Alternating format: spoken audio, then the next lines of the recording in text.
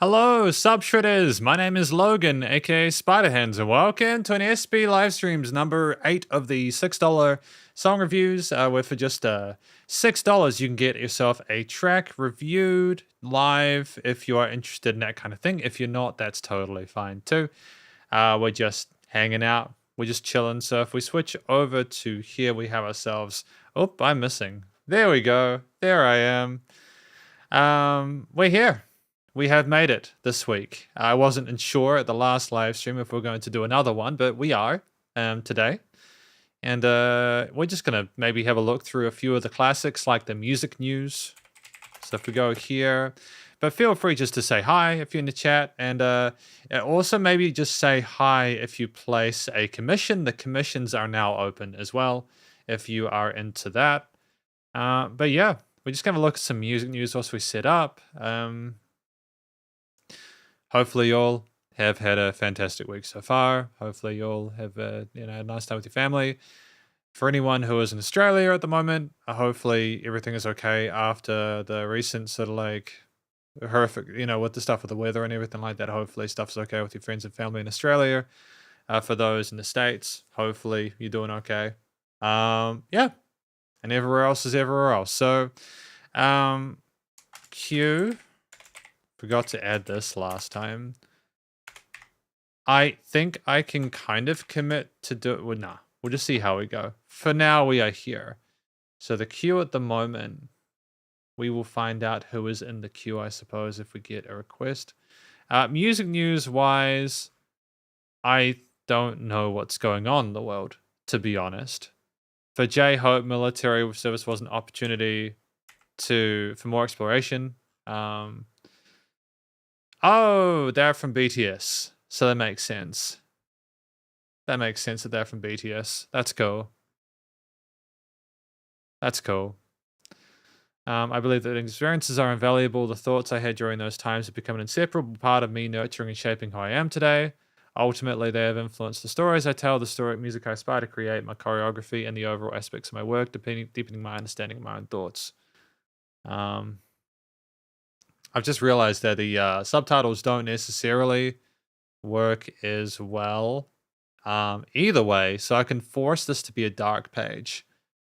But yeah, mumbles. That's interesting. So BDS people are still doing military service. It seems like they've been doing it for quite a while. Maybe, yeah, how do you read the subtitles like that? That's something I'll have to look into for next time. We got Friday Dance Guide, this week's best new tracks and laid back. Luke, David Guetta. Is David Guetta released a new track in a while that hasn't been like something that another person's made and he's simply sort of reformatting? Because I feel like that's an interesting topic to discuss. How recently a lot of David Guetta's music is simply, in my opinion or my understanding of it, been based on another person's work, and they've sort of just pushed forward on that and kind of tried to make it their own, I suppose, in a weird way. Suppose not. I mean, like, it's just telling you what's going on, I suppose. Yama on unifying theme of self-forgiveness on Semicolon album and Fresh Start After Moratorium trilogy, which taps top rappers from 5 Asian countries for Asian State of Mind with Jay Park. I've heard Jay Park's quite good. Masawai and Vanda, gone but not musicians we lost in 2025. I suppose it's probably good to look through this simply because of the fact that, like simply because you don't know. No, it just gets even more it just gets even more sort of like, yeah, I don't actually know if the subtitles are the best thing here because they almost seem like they kind of blend into the background. I might have to sort of force disable force stage. Yeah, there we go. We'll go with that.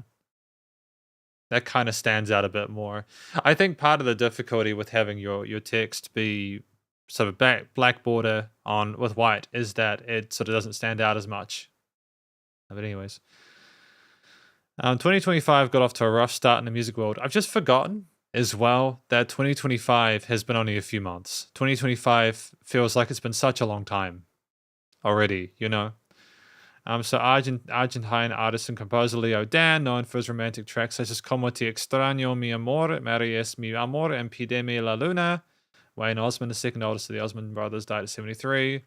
Soul singer Brenton Wood, known for 1967's The Oogum Boogum song, died of natural causes. Never heard that one, but that's terrible. That's obviously not great.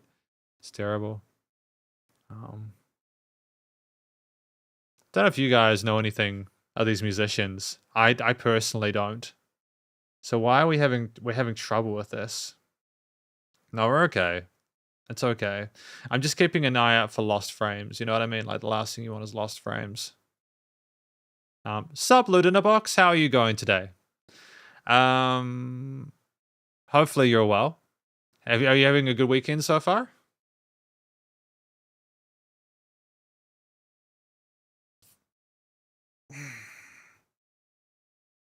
What's been happening?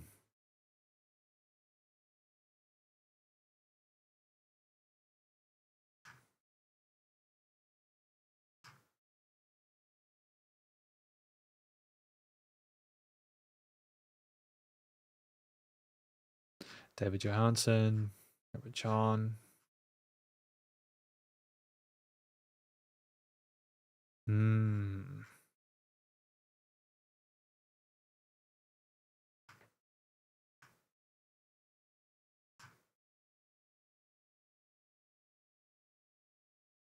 Paquita La del Barrio. I suppose it's kind of a sort of a depressing thing to look through. Why were you tempted to buy a new GPU? What was it, the Nvidia one or was it the AMD one? Because I hear Nvidia's been having a bit of a rough time recently with stock and stuff like that.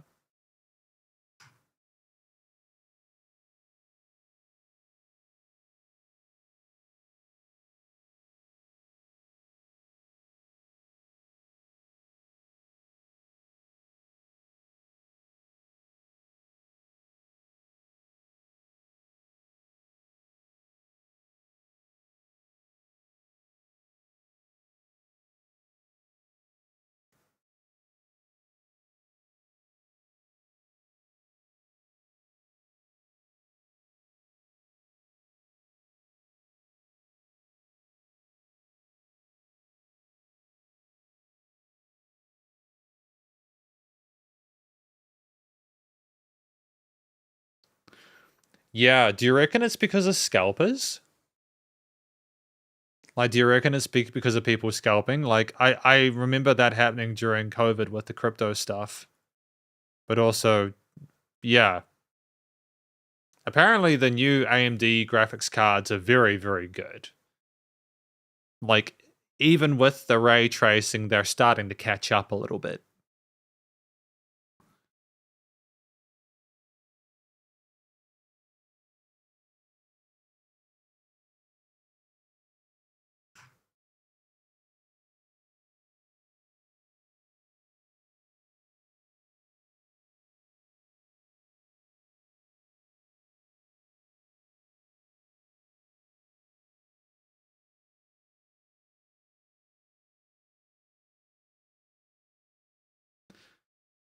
Hi, LC. Yeah, it's really sad to hear about Cleo Fong, isn't it? Yeah, very young. Very young. Not really sure what to say about it, apart from, that I'm thankful that we had their existence and their music in our lives. And it's a shame that they had to go so young. I feel like it's something that will probably take people a while to recover from.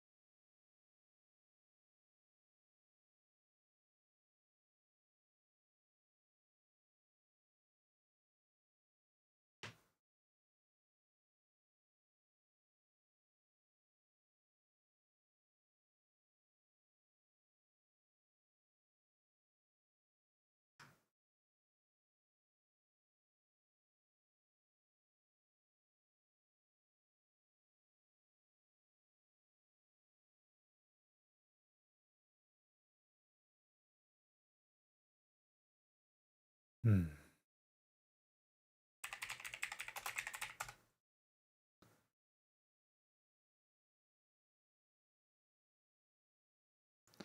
It's great. They got mentioned in the New York Times.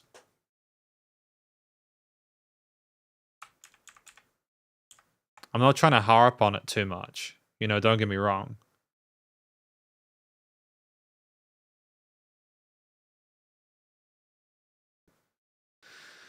A relentless illness for 5 years. That's brutal, man.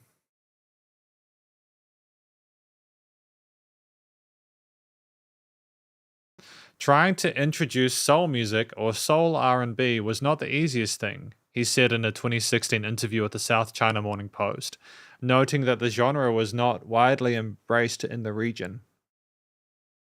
One of the things I wanted to do was to introduce this type of music within the context of Chinese language.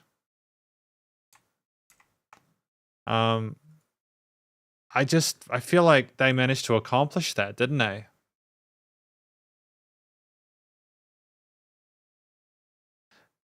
He broke into the popular music scene in 2005 when Warner Music Hong Kong released his funky, syncopated debut album, Soul Boy. In the following decade, he released 8 albums and performed in stadiums and large concert halls around the world, wearing his signature thick black glasses. But Mr. Fong's career was cut short by health problems, and in recent years, he had largely retreated from the public eye. Inspiration never stopped flowing, however, and he sporadically released singles. He recorded his final album, The Dreamer, during what he described as various stages of illness, the nature of which he never disclosed. Making the music was both a challenge and a relief from the wider tedious circumstance of ill health, he wrote on Instagram. When the album was released in October, I had tons of notes and ideas, song structures, and lyrics jotted down, and whenever I could manage, I would gradually chip away at them.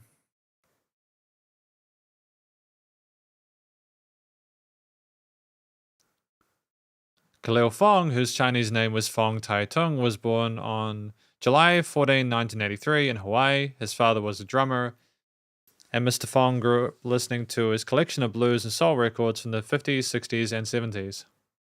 His mother was a language teacher who later became his full-time business manager and was credited in some songs as a lyricist. He began learning guitar and writing music as a teenager, and he was soon submitting demo tapes to record labels. He was 22 when Soul Boy was released. More albums, among them Love, Love, Love, Orange Moon, and Timeless, followed in quick succession along with world tours. His interpretations of American hits like Nothing's Gonna Change My Love for You and Red Bean, a Chinese ballad by the popular singer Fei Wong, accumulated millions of views online.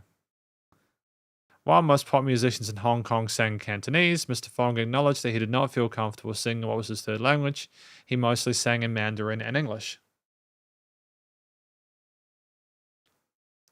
Yeah, it's so brutal because, like, you can just have something like that happen, and it just causes it just kind of it really catches you, and your body just sometimes just doesn't come back, and it's brutal. It's brutal, you know? It sucks. It's sad. Um, it's amazing that he was able to release that album given the circumstance. We have got a track though, a request, unrelated, from Dinahay. Thank you to Dinahay for that. And what does Dinahay have for us today? Dinahay has Too Good to Say Goodbye, Bruno Mars. Excellent. I do like my Bruno Mars. We're going to be listening through this track now, I suppose. So that's exciting. Now let's do it. So where's the link, though? Open Spotify. There we are. Thank you to Dinahay for your request. Listening now.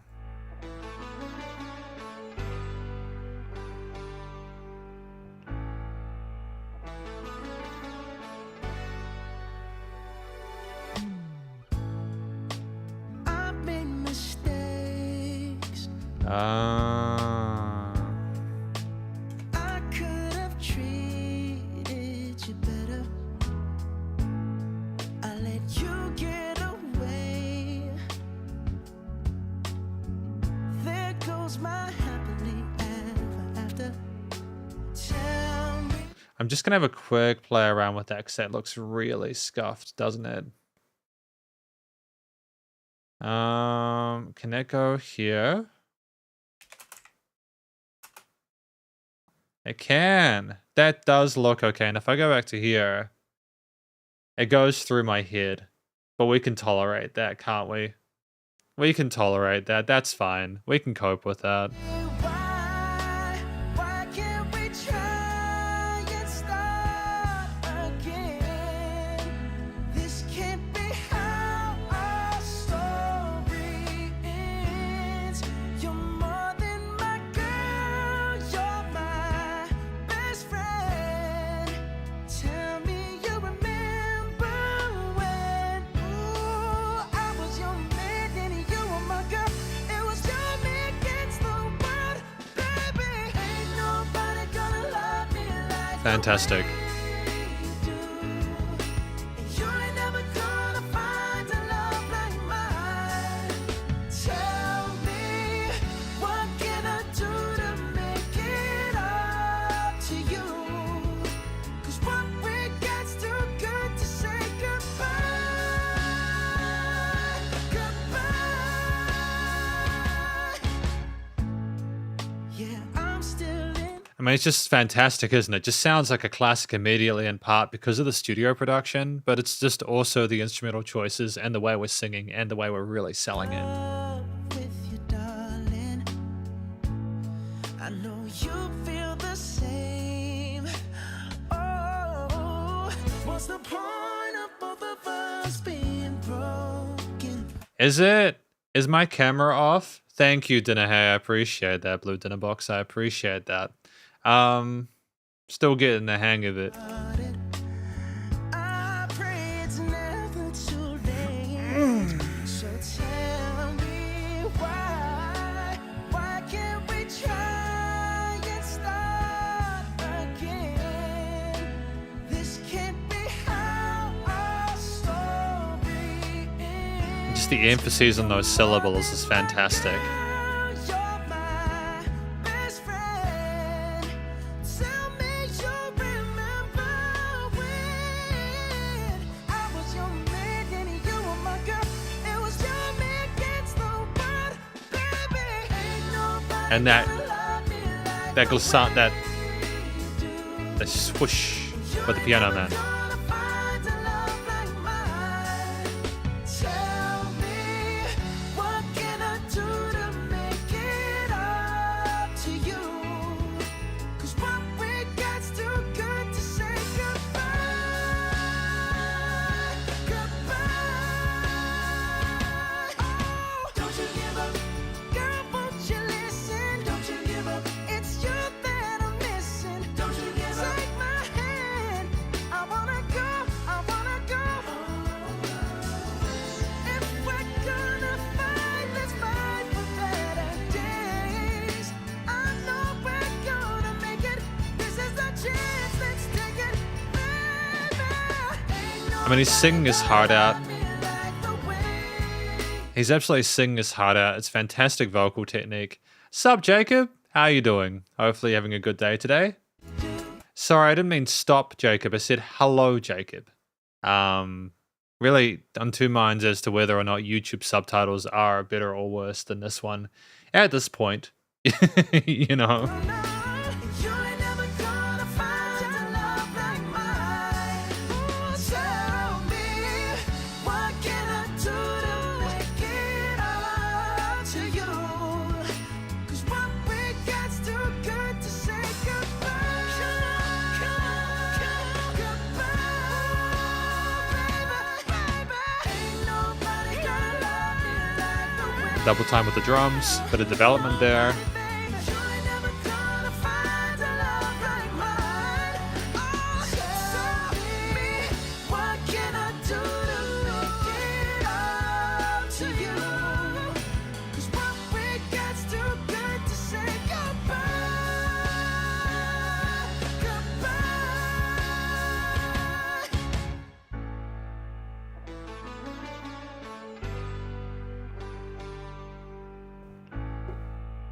Boom, boom, boom, boom, boom, boom, boom, boom.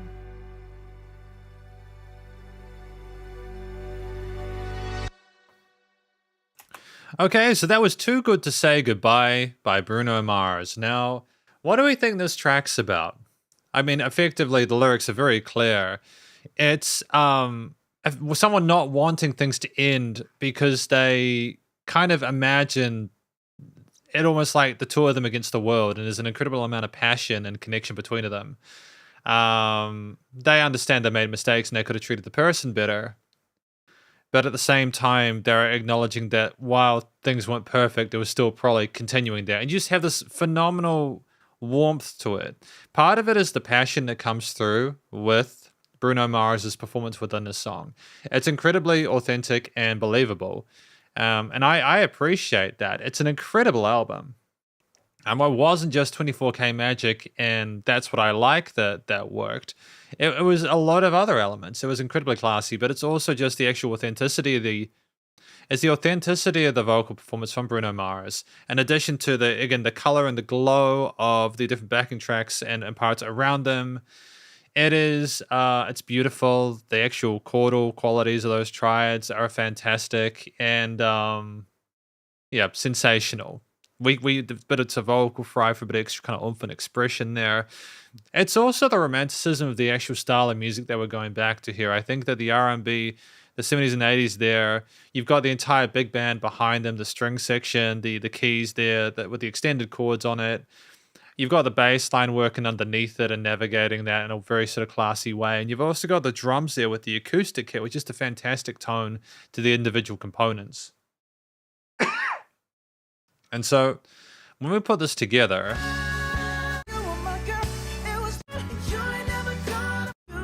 we even got some sitars or something like that in there. We've even got some sort of like other interesting sort of exotic instruments for a bit of sort of like magic and sort of suspense and fantasy to it. And it's just, it sounds like an absolute classic. Part of that also comes down to the production techniques involved, the capacity there in regards to not only the fundamentals, like the EQing, the filtering, the panning, the layering and all that kind of stuff. It's a lot of different things in addition to the actual way that we've recorded those instruments, the fact that I think they're sort of profusely analog and we're not trying to sort of overproduce or overcomplicate them. It's the fact there was a sense of life and it was very vivacious in terms of the tone and the approach to it and the expression of the actual instruments themselves, all the way up to the studio production having lots of life to it, being a well take with nice and loud without pump. I mean, it's just a very, very cool song.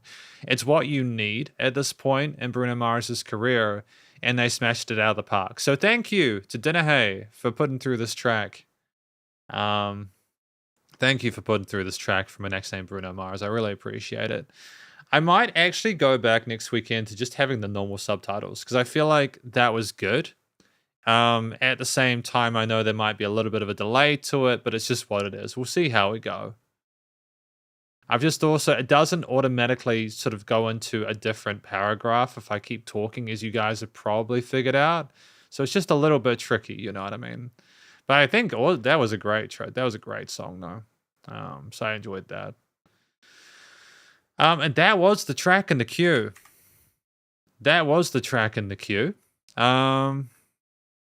Is there anything else you guys want to talk about? I mean, we had a look at the Khalil Fong stuff earlier.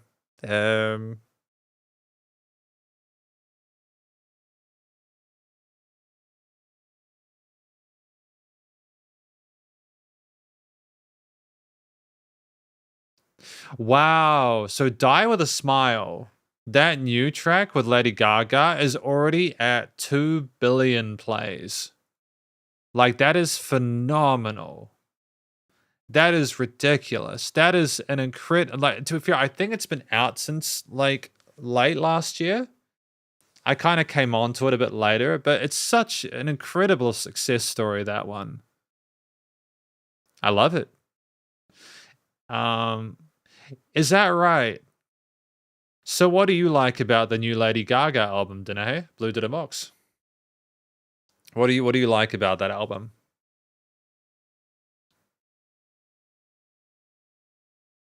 If we go to Lady Gaga. Yeah, Lady Gaga. Yeah. You got Abracadabra, which is doing very well. So I suppose the new album is Mayhem, isn't it?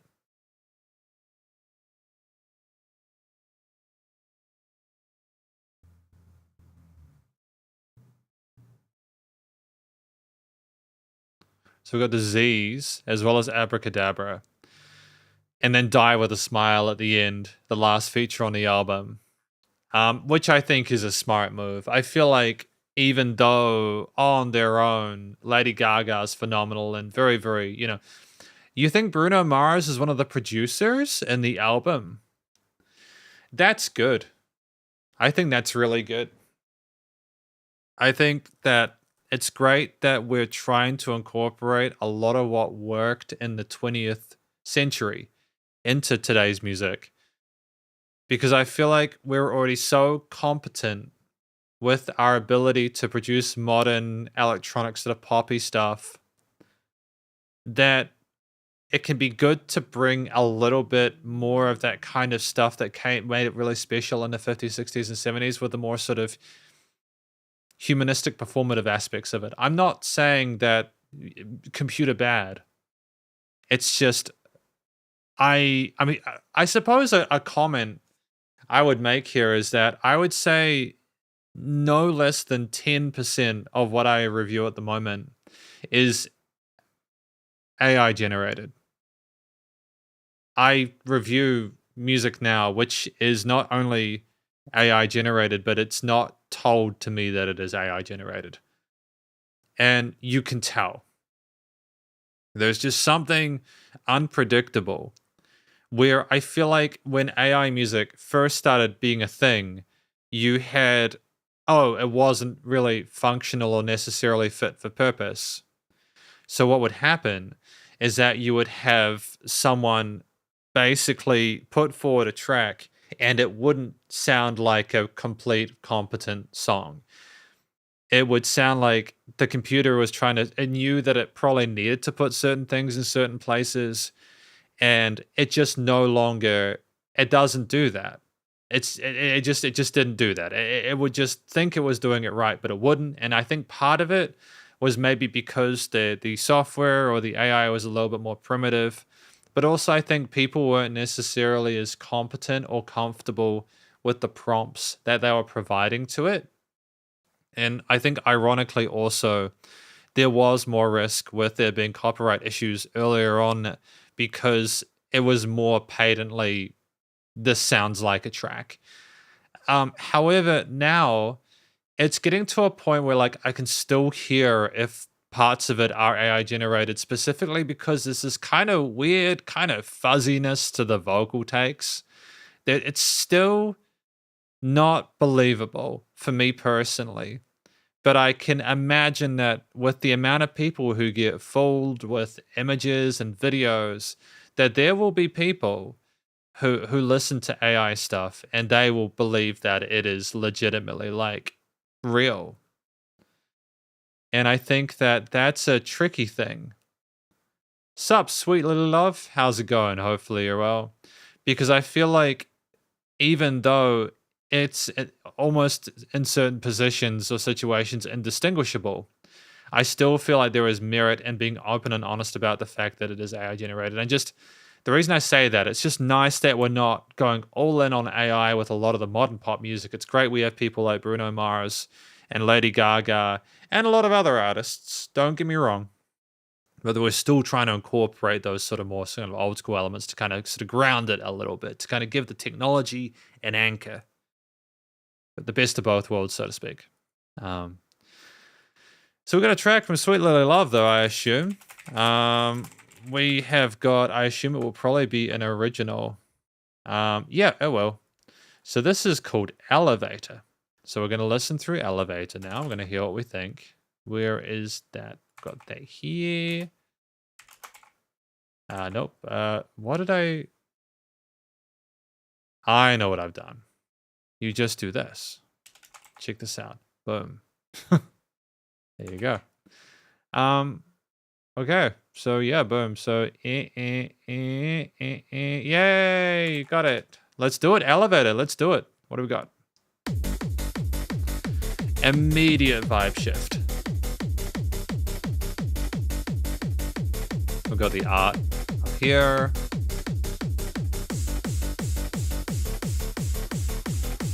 I mean, it's so intense.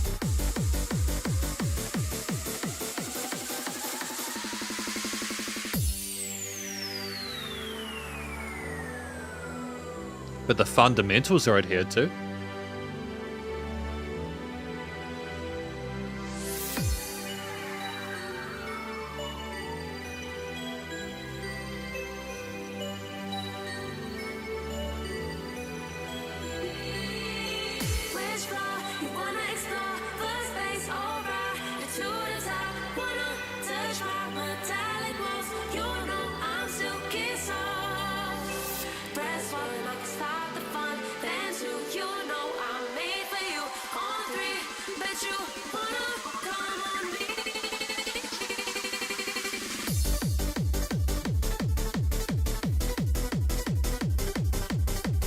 I liked the melodies that we were singing.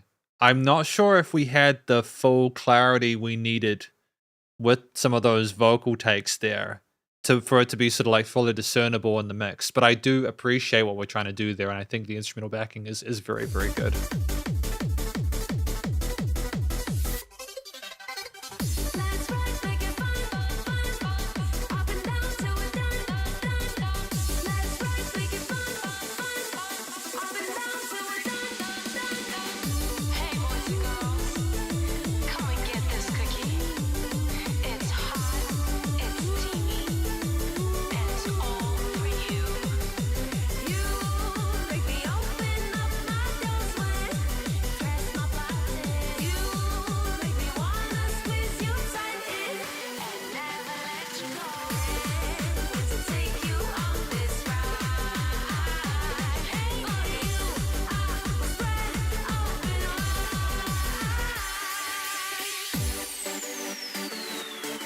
I mean, the mixing and mastering is really tight.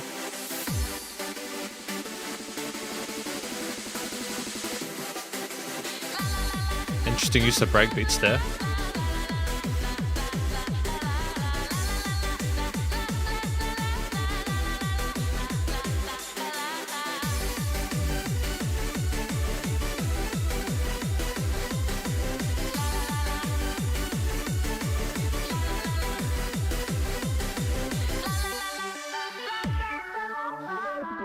Interesting use of distortion on a gain there.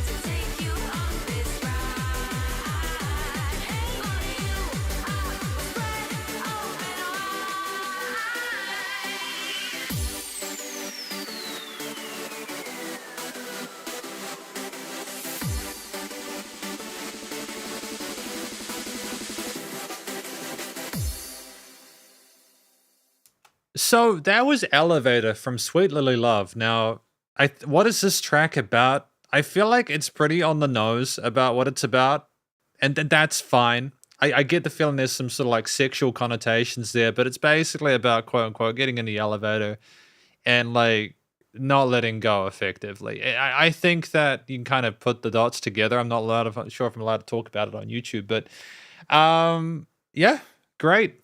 That's great. It's a cool story. I'm sure a lot of people will be able to sort of like relate to that and get down to that.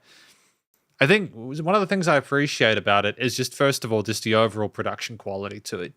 Again, I'm not fully convinced with the way some of the earlier vocal parts were recorded, just I would have preferred a bit more clarity in some of the takes. But aside from that, I feel like the different synth bass drum parts are fantastic. And I also think we might have been going for like a phone call kind of filtered aesthetic on those parts of the tune. So that's fine. You know, I think there are most of it, the majority of it is very tight. The actual like leveling of things, the filtering of things, the use of filters going up and down, the risers, the bum bum bum bum, come to some of those vocal ideas going around the sides.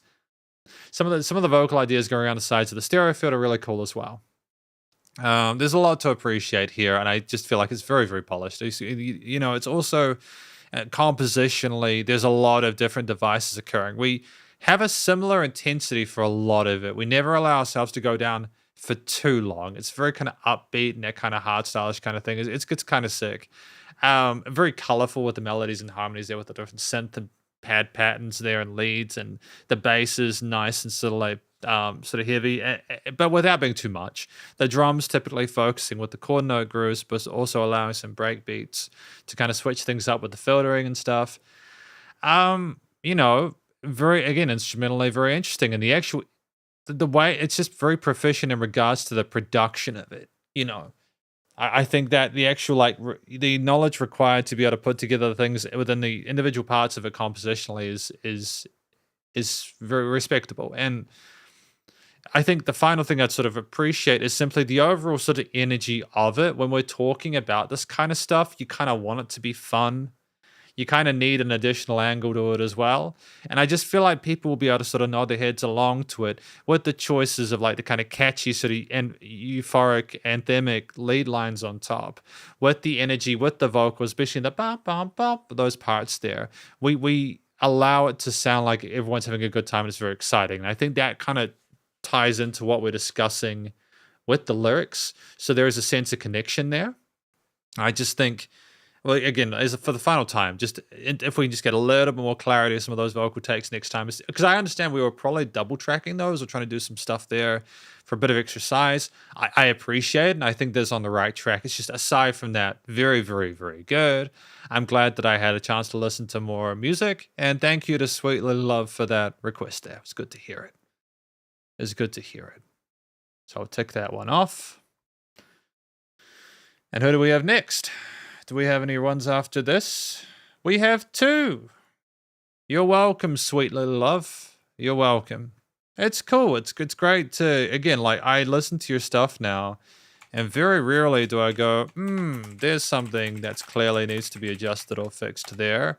It's just not that simple anymore, and I appreciate that. And it's in part due to the hard work that you put in, you know. But we've got another request. This time, it is from Thopper. Now, I don't recognize the name Thopper. We're going to probably find out about it now. But we've got King Tubby, and we've got Coxone Downbeat. I'll put it in here so you guys can maybe help me figure out what's going on here. There we go, Thopper. I'm unsure if this is an original or like someone's. I mean, either way, it's fine if this is someone's track or what. But either way, we've got Coxone Downbeat. We'll find a YouTube for it, and we'll listen through it, and we'll just go from there. So that's cool. Track 3, boom. Oh, so yeah, this is Coxone Downbeat Downfall. Let's do it. What have we got? King Tubby.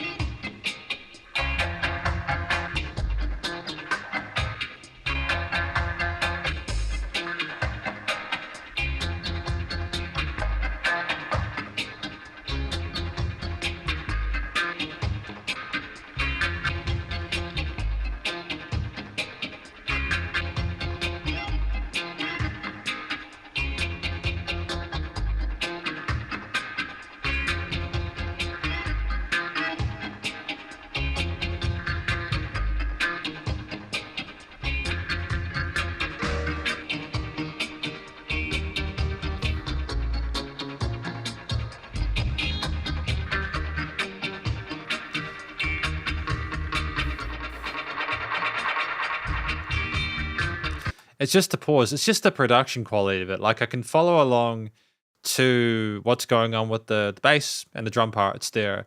And the guitar parts is like a kind of a looping, oscillating kind of reverse delay or something like that. Got a crispiness, which is quite cool.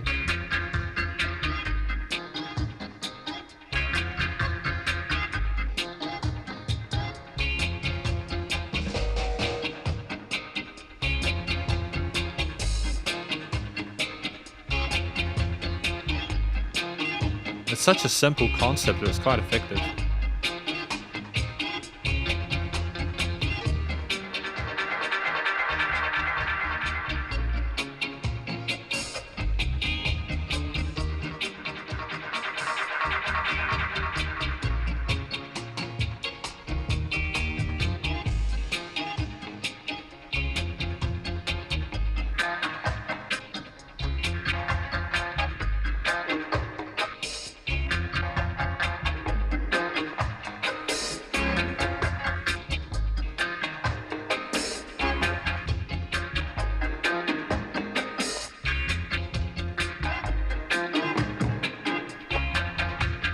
I mean, it'd just be a slow wah pedal, wouldn't it?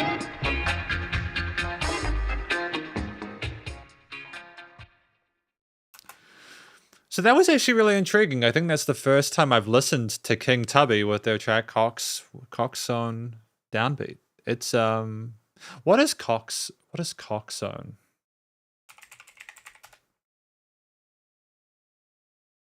Oh, so it's there. Clement Seymour Coxon Dodd CD was a Jamaican record producer. Heard it was influential in the development of ska and reggae. Oh, so this is kind of like a fundamental one, isn't it? This is quite an important one. This is quite an important track. This is dope. This is really cool. So I'm glad I had the chance to listen through it.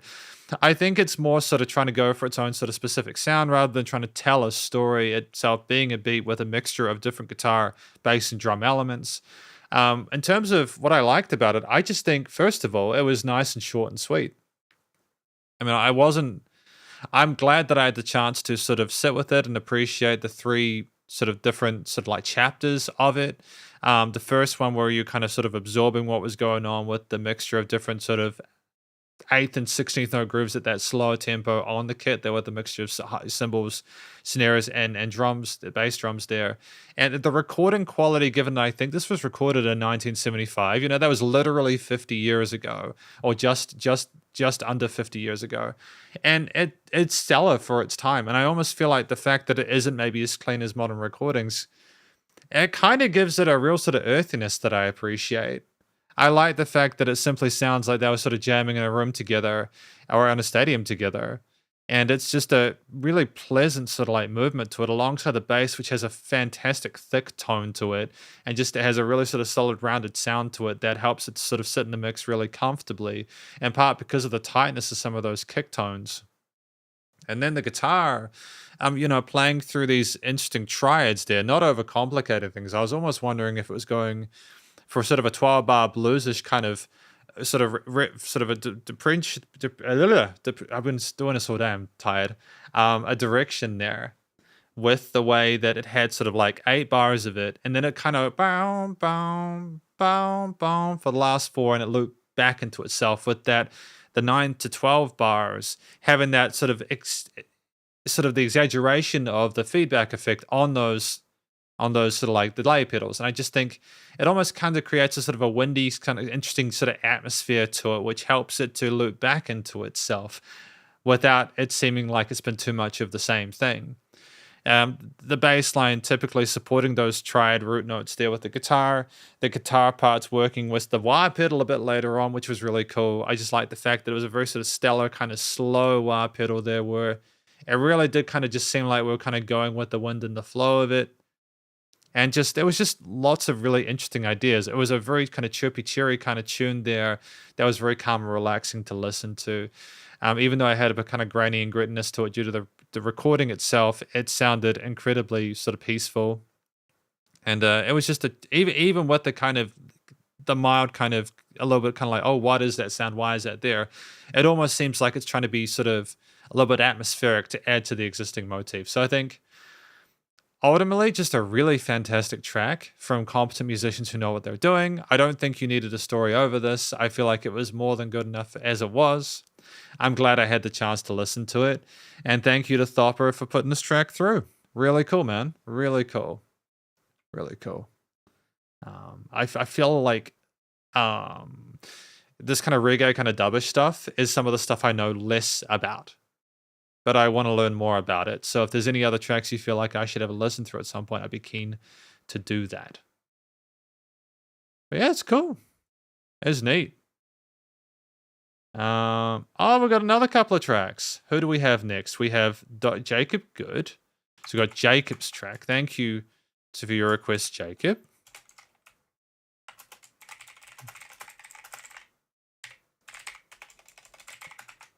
Probably feels a bit weird to say this. I know that I'm reviewing tracks, but if you have any questions about the music that you're hearing, about any of this sort of theory-related stuff, I don't know if I've spoken about this before. I've been teaching music for about 14 years. And I do it as a job. So if you guys want to like discuss anything about the music, you're wondering how stuff works, or especially if I get something wrong, because I'm not perfect and I'm learning too. So if there's stuff that I say about music and you're like, I don't know if that's correct, feel free to let me know. Because I'm happy to learn more and to continue to develop as a musician. I don't think I'm too good for that. Anyways, we got this track from Jacob. And what has Jacob Good got for us today? It is The Used. I haven't listened to The Used in a long time. We're good to hear some more. I think we've also got two in the queue because we've got Dr. Theo after this. By the way, Dr. Theo, if you're watching this, hopefully you are well. Hopefully life has been treating you in a positive manner. Well, let's go. Let's do it. This is The Used, Buried Myself Alive. Thank you, Jacob.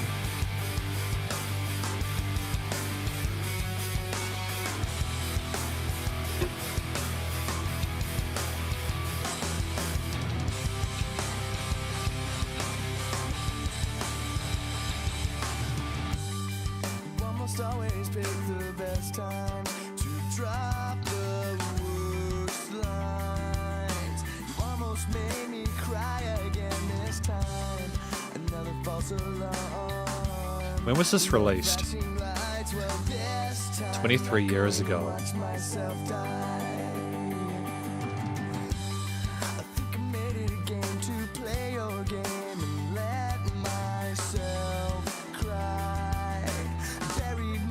Alive on the inside, so I can shut you out and let you go away for a long time.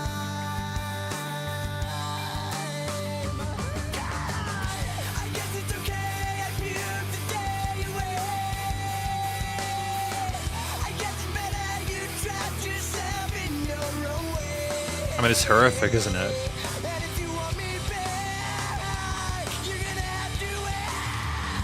I mean, in terms of the story, it's horrific, not the music. I think the music is quite good, but you can tell how the music relates to the lyrics.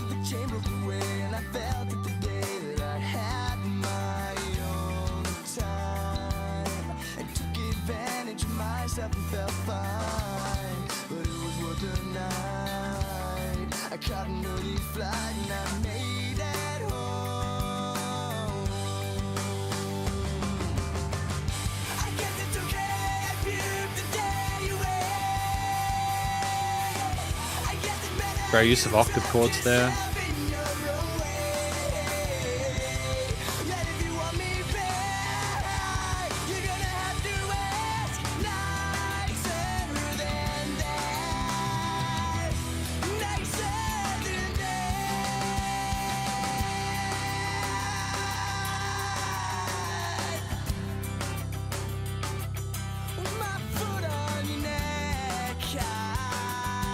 It's an interesting position for the ride to be in the mix.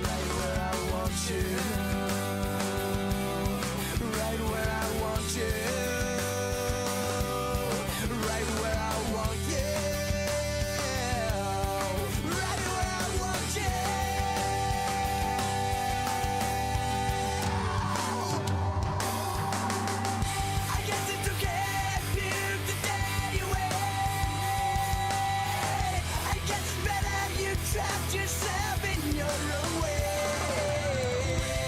And if you want me back, you're gonna have to ask nicer than anyway. Nicer than anyway. And if you want me back, you're gonna have to ask nicer. I mean, it's brutal.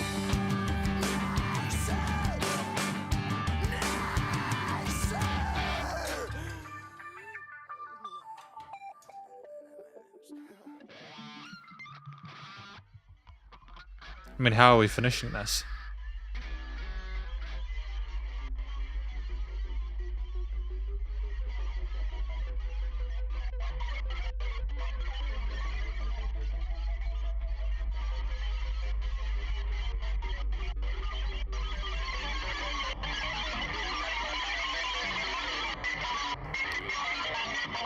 Almost sounds some sort of like a Nightmare Five Nights at Freddy's-ish kind of like weird kind of animatronic sound at the end there. The way it built, that sort of uncertainty, that's just, it's kind of visceral. I mean, this was Buried Myself Alive by The Used. What do we think this track is about? I think it's just about an incredibly toxic, uncomfortable relationship. You know, I mean, well, this time I'm not going to watch myself die. I think I've made it a game to play your game and let myself cry. You're going to have to ask nicer than that with my foot on your neck. I finally have to. So I think that maybe this is a track about being in a situation with someone where it's just incredibly abusive and just awful. And they really are at a point where they feel like they're going to break and they need to flip it around. And that involves taking out that other person or like putting that person in a position where they're submissive. And it's just visceral. It's a visceral track, but it's, you know, like there was a lot of music around that time which kind of focused on that sort of stuff, you know, toxic relationships and difficulties between people and stuff like that. And if that was something that they went through, they really sold it because the vocals were so believable. Just the vocal fry, the way we were really kind of struggling to get some of those words out. The intensity, the brutality of those was, and I don't mean like in a grand scope of, wow, this is like the softest James Blunt stuff you've heard, to like this is like Cannibal Corpse. I mean brutal. I mean like it's hard and raw to listen to. And so I hear this and I go, how could you possibly have sold this any better? I feel like you couldn't have. There's an emotional connection that makes sense with the lyrics there. That there's a dynamic range to it and variation there. It's very sort of dramatic and theatrical, which I think works. And I think that just we could also just sing clearly. Like we had solid vocal technique in terms of being able to hit those notes cleanly in a way that harmonized really effectively with the rest of the components within the arrangement. I think that in addition to that, it's the kind of the grainy, kind of dusty distortion to the guitar lines, the bit and bass parts, the drum parts, etc. The overall kind of like alt rockish kind of heaviness there, where it's almost like there's a bit of edge to it, but they're trying not to be too much about it. And I've got to show some love for that, because you have this situation where we're almost sort of suggesting that it should be that intense story, but then you actually pay attention to the lyrics and you realize it's just so much more than that. I suppose you could argue that it's someone saying, hey, you know, like I'm not too sort of like destroyed by this, but then also the lyrics talking about them sort of puking themselves out and everything. It's just vicious, dude. It's horror. It's awful. And I think that's part of what makes the track so effective, is that connection between the actual tones and textures and timbres of it. But I suppose what I liked about this track is that it was just really well played. There was a variations of the different instrumental layers and all that within this, and we had dynamic range to the overall performance, and the actual production was solid. But it was just the actual way the instruments were played there, the actual technicality required, not in sort of like a virtuosic way, but like if we quickly just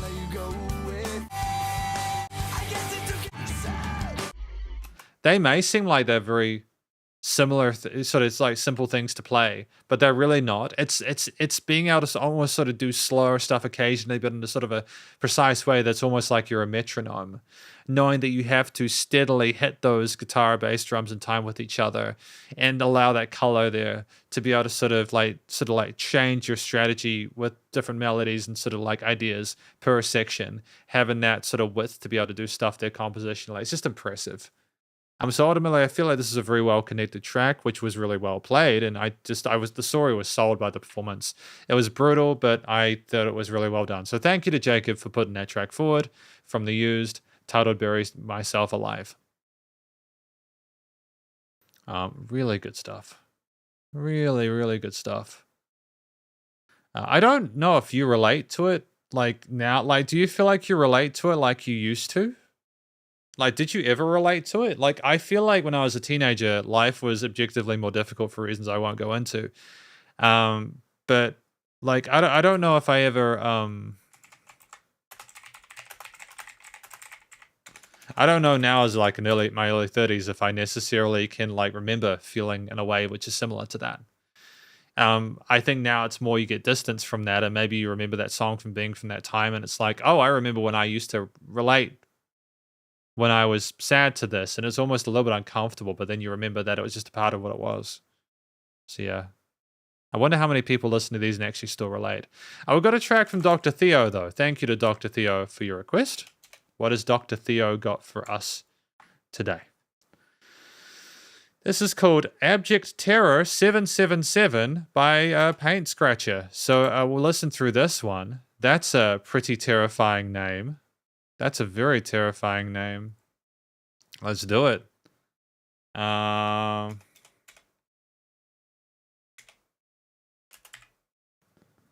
Scratcher. I don't know if I can have that. Like, it's just what it is, I suppose. By Paint Scratcher. There we go. YouTube. Trying to fit it in there. It's a bit tricky. Boom. What is this? Okay, so just to confirm, as this is a 7-minute piece, we will be listening up to the 5-minute mark, as per the 5-minute requests for all this.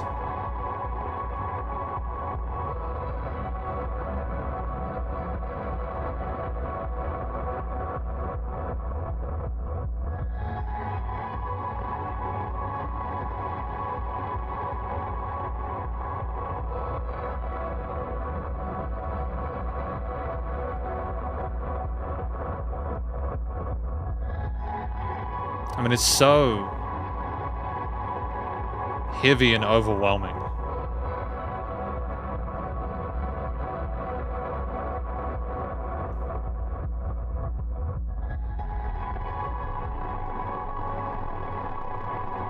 And the fact that it's deliberately distorting, yet it's still palatable.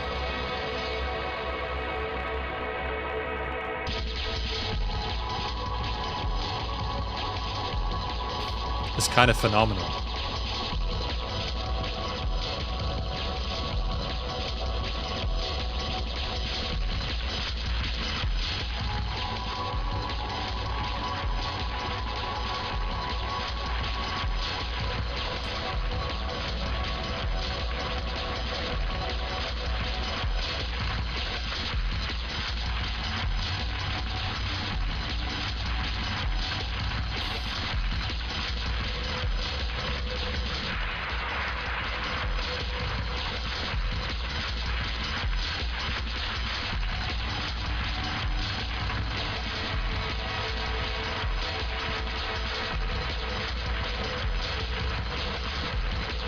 I don't know how to describe it though.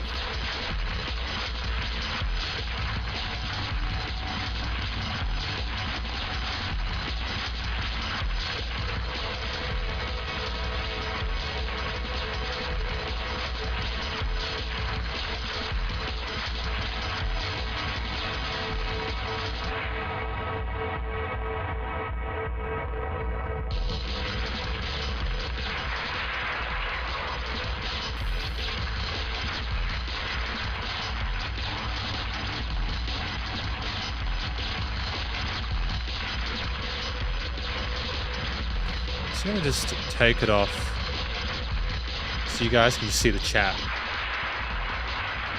That makes more sense to me, I think.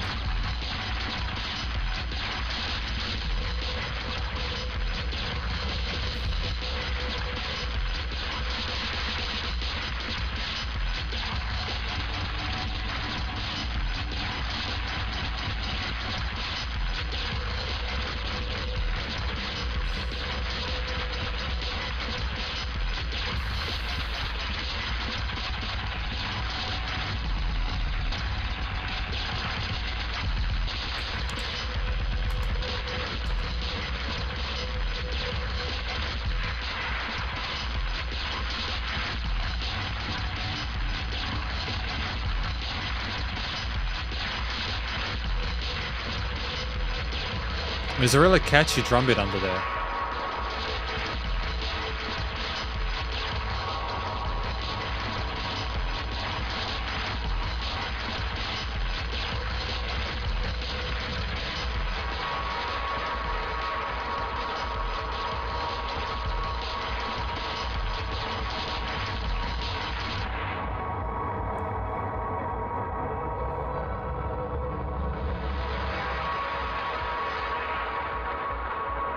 What is drone metal? Is drone metal a genre? I didn't realize that that was a genre. That's a new genre that I haven't heard of. Or has it been around for a while? I mean, I'm not surprised there are a lot of new subgenres if it is a more recent one, like music's evolving at a rapid pace, but that's wild, man.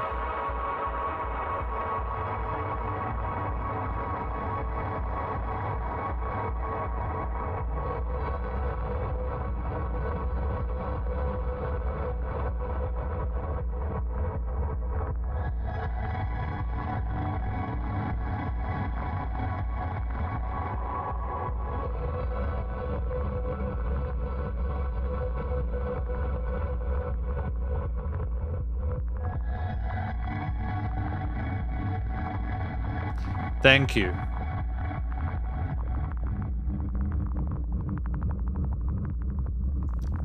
That's surreal.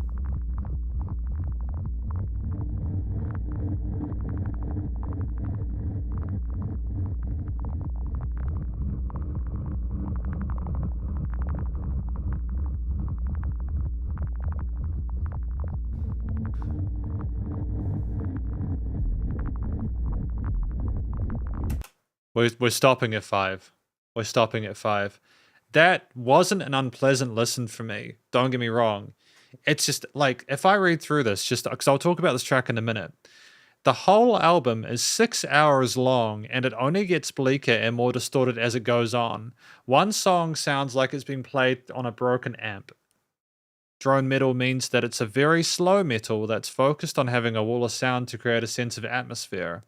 It's a micro-genre of the doom metal subgenre. That does make sense to me.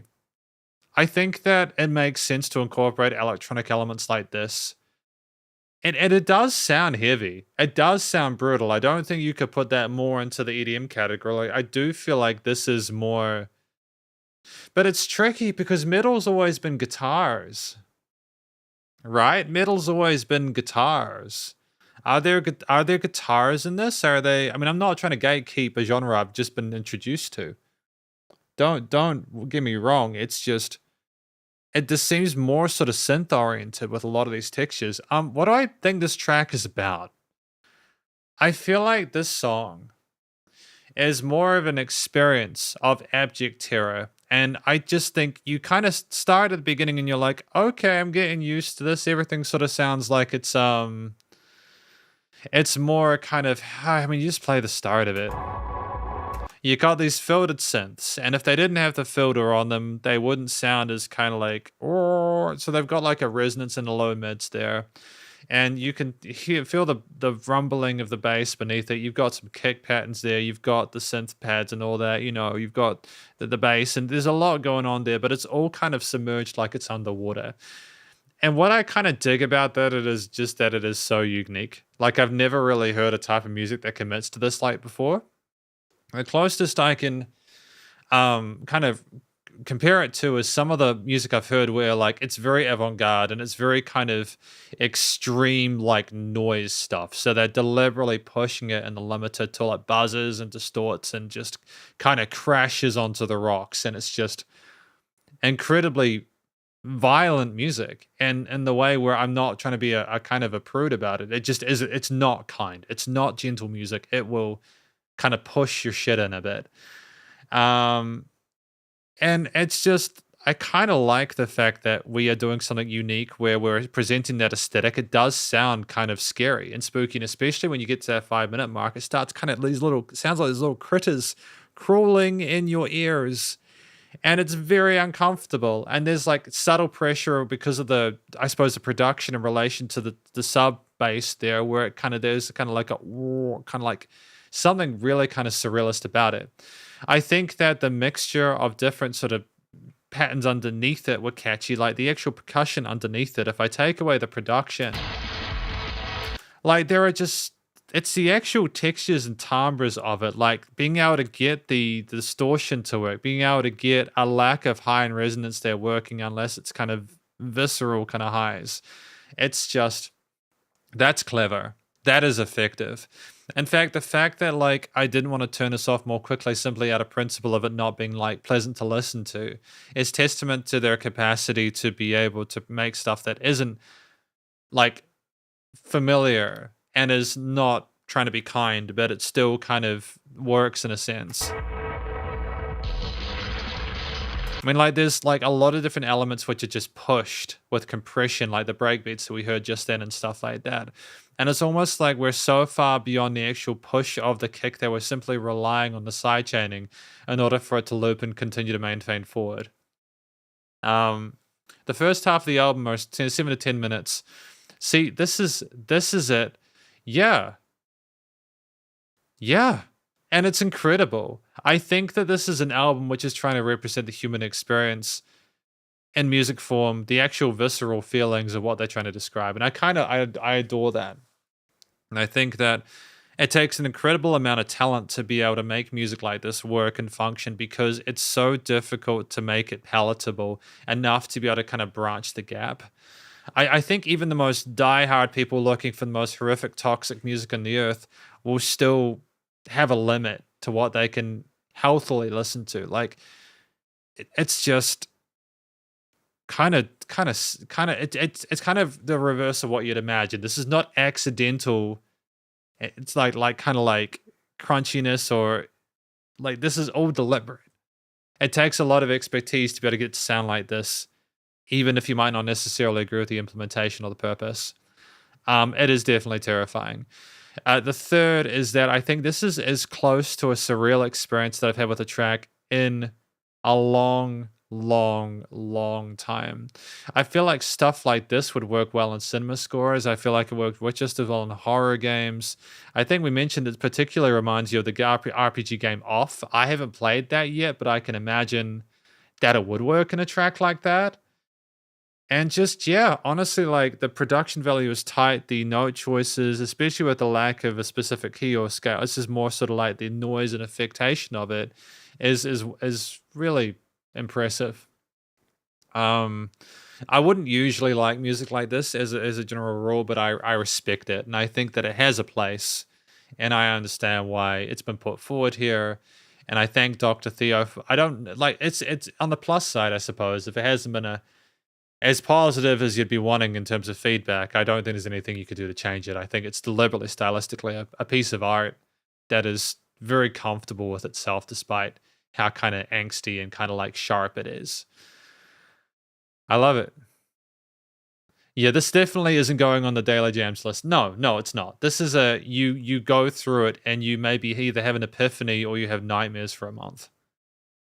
But that was Abject Terror 77.7 by Paint Scratcher.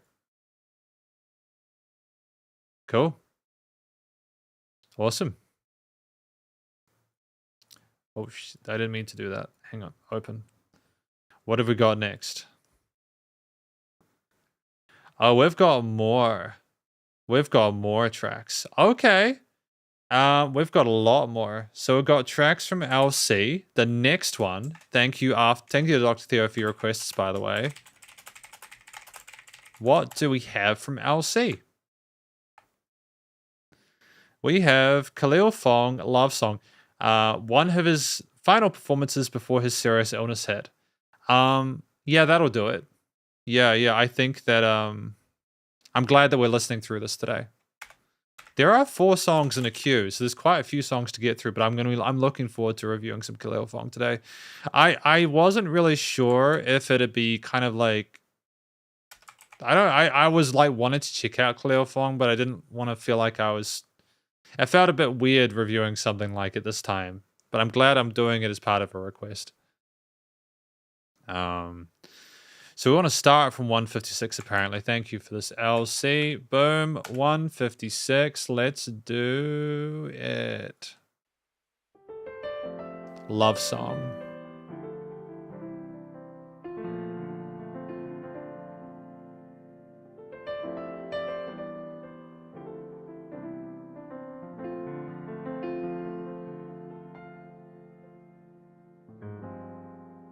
Fantastic work on the keys. 我写的这首歌是一首简单的，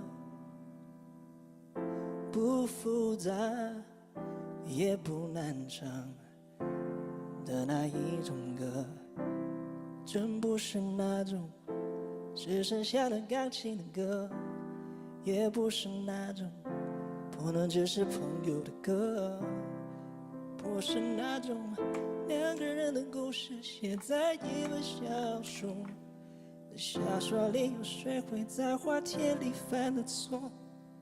这就是一首写 Great key change there. 也一个 love song， 一直想写一首 love song， 你给了我一首，那 DJ 会播放，这也许会伤疤，不过我只想写出一首 love song， 一直想写一首 love song， 你给了我一首，你就像那夏天的凉风，吹过我的面孔，轻像飞，在我心底，你就是我第一。Phenomenal tail on that. I said phenomenal melodic tail on that. He sang really well there. 我写的这首歌是一首简单的，不复杂也不难唱的那一种歌，真不是那种童话里会遇见的歌，也不是那种真真切切爱我的歌，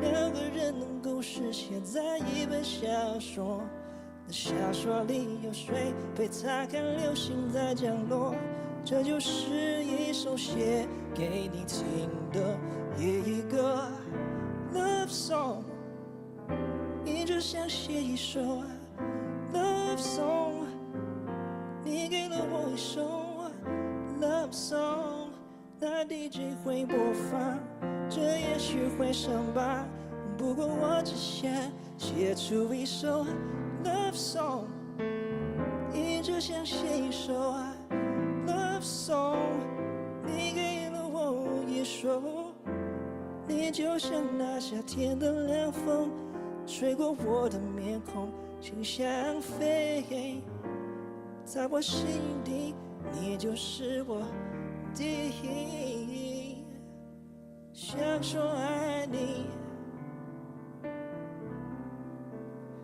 如果你是一幅画，你会是最珍贵的一幅画。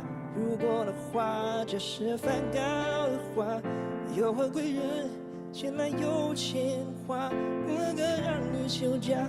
梵高他说你们都该回家，而或者你是 melody，就是最动听，所有的人都会跟着你起唱，就算在夜晚，你的心太亮，让我忘了月亮代表我的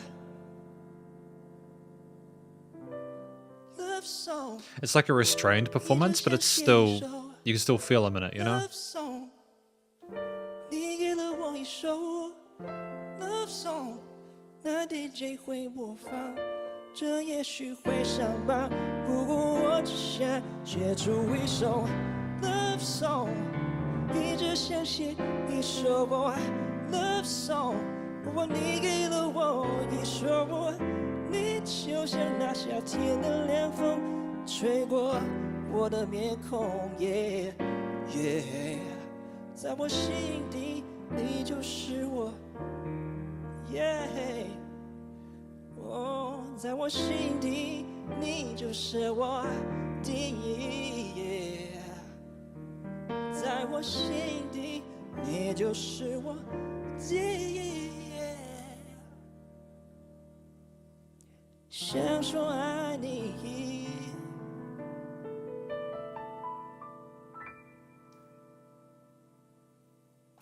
Beautiful. Fantastic. Sorry, I've just got to let my cat in because she's going to meow out the door. Hey, Nush. You alright, Puss? What? Hello. Come on.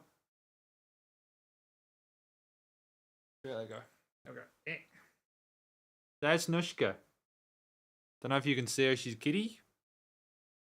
Yeah, there you go. Hello. There you go. Good girl. You just want to come in to say hi? There you go, good girl. Out you go. No. I've got stuff to do. Good girl. Yeah. Yeah. Just because she comes in, she just comes in to check on me and then she goes away. She's a good girl. She's a good girl. I've noticed there has been some more. I'm going to close the queue now. Because how many do we have left? Yeah, we have. Oh, yeah, we have another 6. We're close. So,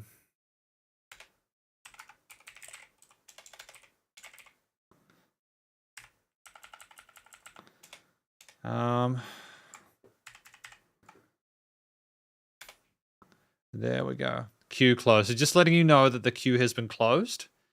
Because I've just got to do some stuff after this live stream. So just in case anyone's wondering, it's gone now.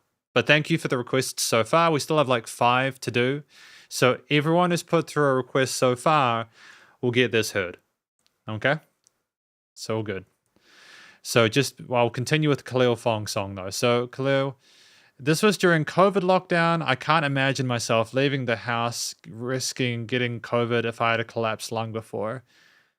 Yeah, it's just the commitment from Khalil Fong to the work that they do, or that they did. It's impressive that they were able to perform like this. I, first of all, want to say that they did a spectacular job with this track. I'm not sure what the lyrics are about because I don't speak the language natively. But this track, Love Song, I assume it was a very sort of tender performance aimed at someone that they have very sort of strong feelings for. And I had a fantastic time with that. I think that it was a really sort of like sensational performance, not just because, Khalil Fong showed really fantastic vocal technique, but it was just also because we just had a piano and a singer there, and that's not always enough to keep us going for like a 4.5-minute song. But it was that part of it was the interesting different melodic tails we had, the little bits of vibrato, the variations to the way we approach some of those melodies. It was the way that we explored our vocal range. It was the way that we sung in a way which is very sort of like showed a bit of vulnerability and stuff like that, which is very sort of authentic and believable. It was a combination of all these different elements, which not only made Khalil Fong such a fantastic vocalist, but also what it did was it sold the song.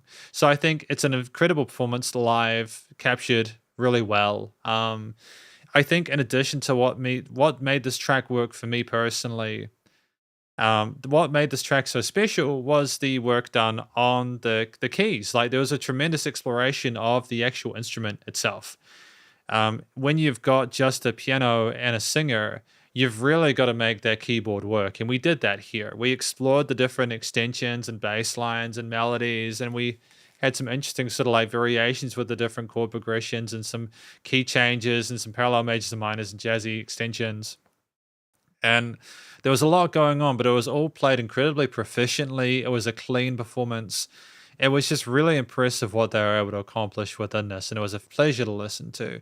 And I just feel like the emotional complexity of some of those extensions and the harmonies illustrated some of the stuff that Khalil Fong might have been going through in the lyrics for the piece. So I think that there was a nice, with that assumption in mind, that was just a nice sense of sort of like connection there. So very, very good on that front. I think finally it was simply that it was just Khalil Fong with a piano. And it's not just that it was recorded at a time where people sort of had to be by themselves and had to be very careful about being around others. It was also like a raw expression, just someone with their instrument, you know, telling you what they think about their love, their song that they're singing to you. And I feel like most people, if someone put this much effort into making a track like this, and if they sung that to them in a way that was just caring and soothing and gentle and lovable, that they would sort of fall for that. I just feel like it's a really mature performance from someone who knows what they're doing and is going further than what's required in order to excel with it. And ultimately, I'm glad that I heard it.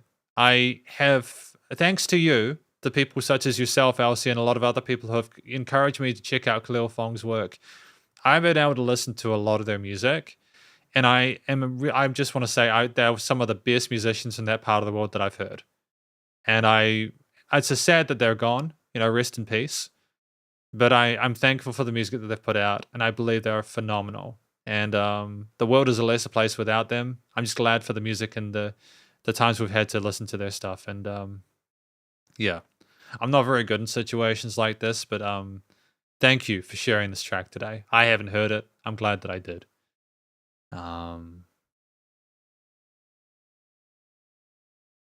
yeah, that's my review of this track from an Name Khalil Fong Total Love Song, the live performance during, yeah. It's crazy to think that COVID was a few years ago as well. It's wild, man. Man. So what do we have next? We have a track after that from Jacob. Thank you, Jacob. What does Jacob have for us today? Jacob has 311 by Amber. I know 311. I remember 311. I've heard 311 before. I think you've shown them to me before, Jacob, if I'm not mistaken. I've had a chat about that before, back in the day. But let's do it. Let's hear it. Probably gonna need to get some water as well. I'll be right back. I'm just gonna get some more water because I'm kind of dehydrated.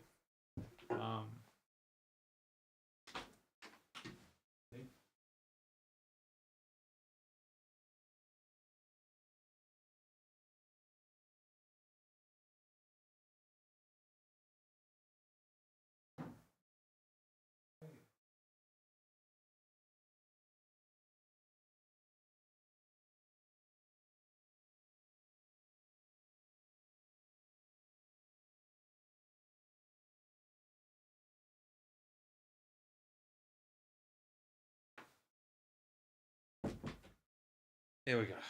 All right, let's continue. What else we got? Here we are. Thanks, guys. So we got that song here from Chaos, from 311, off of the From Chaos album there. Interesting album cover, Amber.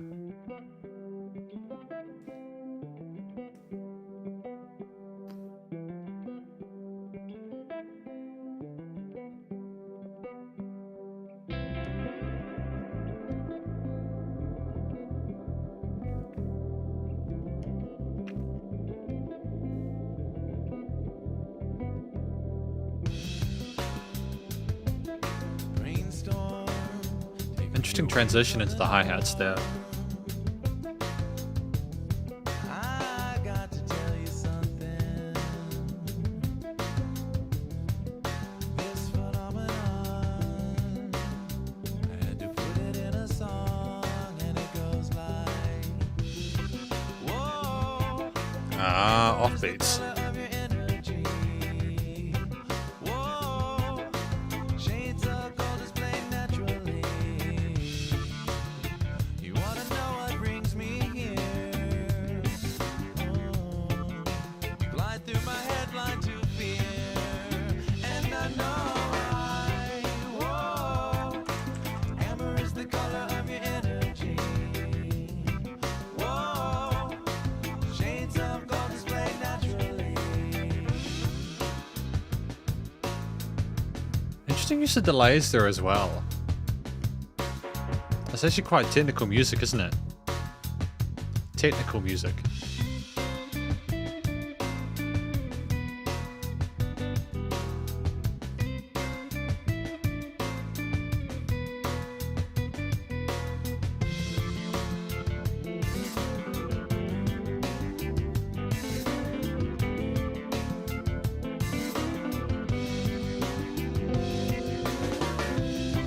Whoa, amber is the color of your energy. Whoa, shades of gold displayed naturally.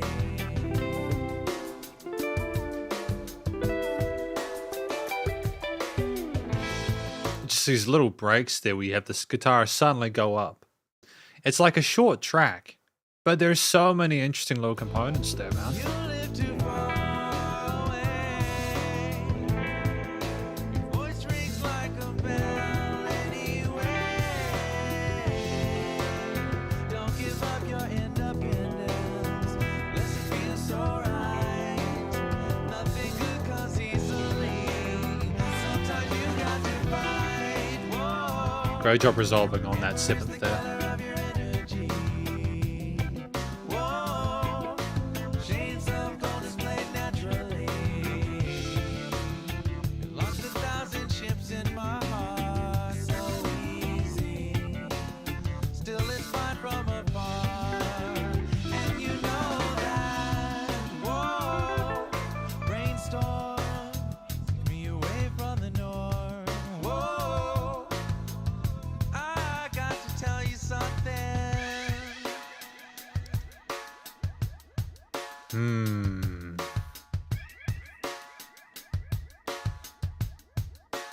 Not really sure about what this one's about, to be honest. I mean, like, I want to have a stab at it. Well, we're going to have a stab at it because we're going to talk about the track now. So I think maybe this other person that he's talking to, like the amber being the color, the energy, the shades of gold displayed naturally, their voice ringing like a bell, that's the cause of the brainstorm. And maybe the brainstorm was a realization that the person affects them like that. So is amber the name or is it the color? Is it like a little bit of a warning? I'm not sure.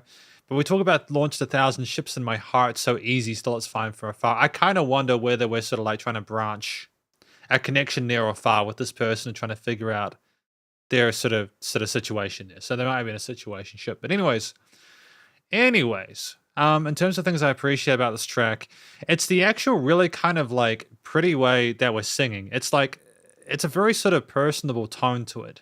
There's a lack of any harshness or anything like that. It's very conversational. But the fact that we like allow some of our melodies to resolve onto the extensions of these chords almost illustrates a commitment to the sort of complexity of the situation we're in. So there's like a fundamental understanding of music theory there, as well as the advanced facets. And when we also just look at the actual technique in general, it's like, it's not overwhelmingly like wild in terms of like actual technique, but it's a song where it's sung in a way where that minimalism is honestly like very sort of like refreshing. There's already a lot going on in terms of other things I appreciate with the rest of the arrangement itself. The different guitar melodies and lead sections there that interlace the piece alongside the offbeat guitar parts that happen in the rhythm section there with those bar chords are very fragrant there with the colorations of those. And you've even got that little kind of riff here at the start with da da da dum bum ba da da dum dum. It's just the little things like that that can introduce a track and make it really special.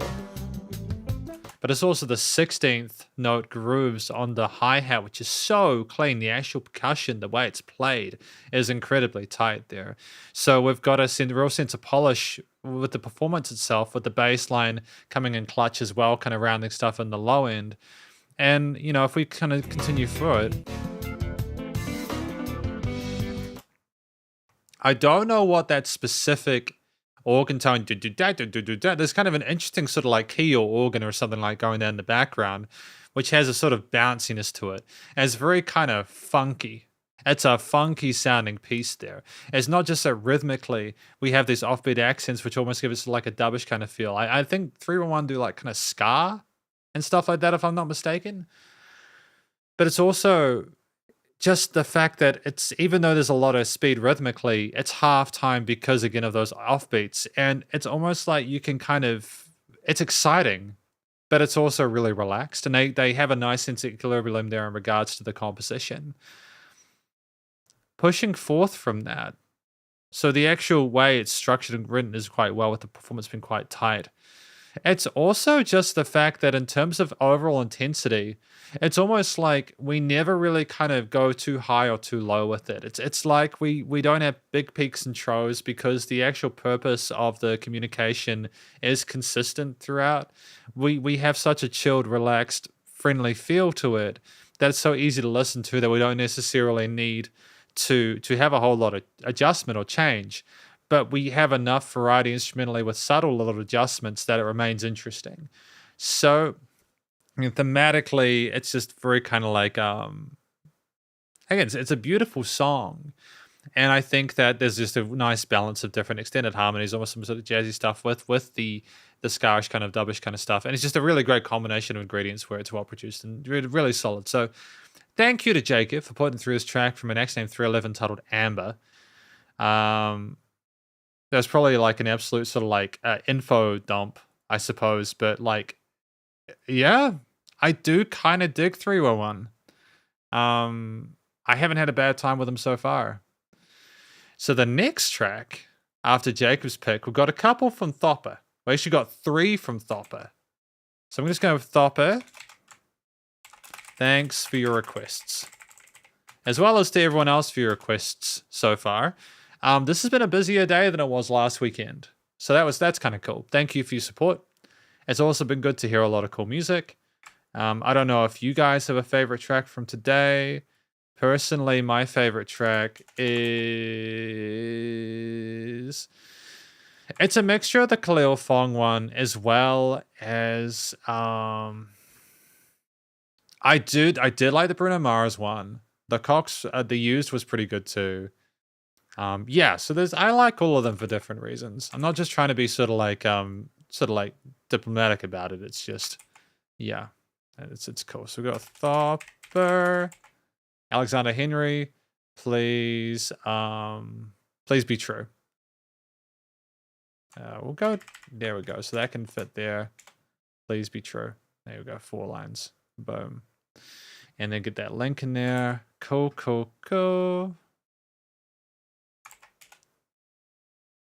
Let's do it. So this is an 11-minute track. So I'll be listening through 5 minutes of this, as there is a 5-minute limit on these requests.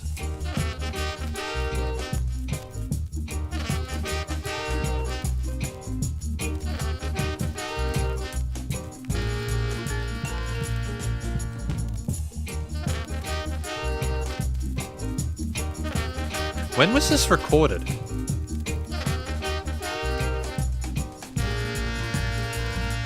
I've been searching the wide world for someone like you. And now that I've found you, please be true. I'll never be lonely. I'll never be blue. Now that I found you.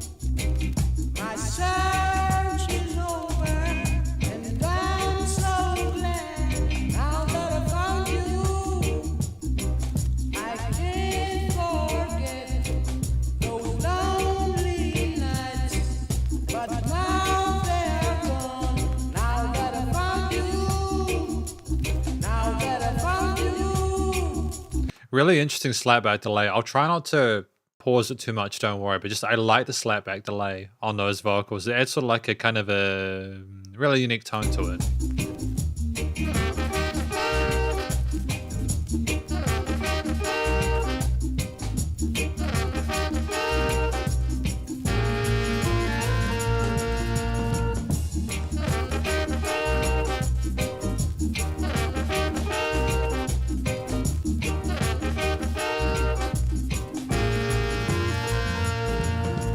All those lonely days and nights are gone from me now.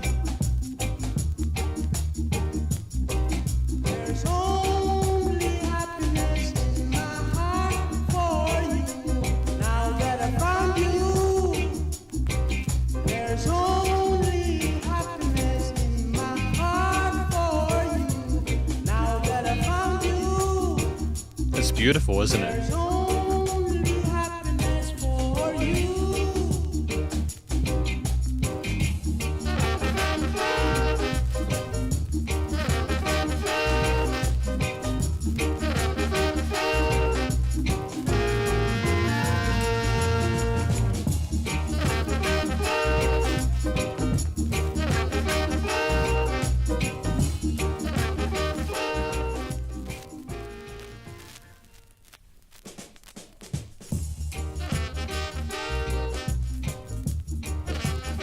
Oh, does this kind of continue a few times?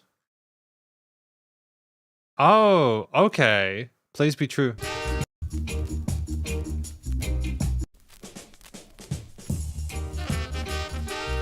Does this loop a few times?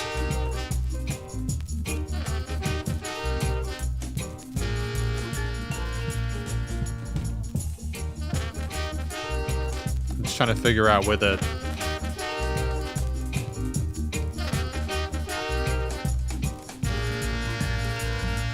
I've been searching, Lord. I'm just gonna...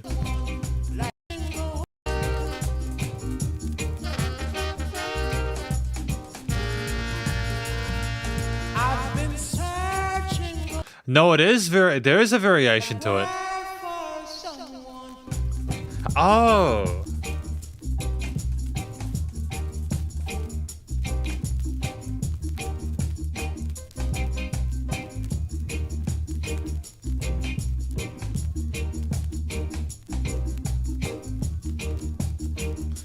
Oh, interesting.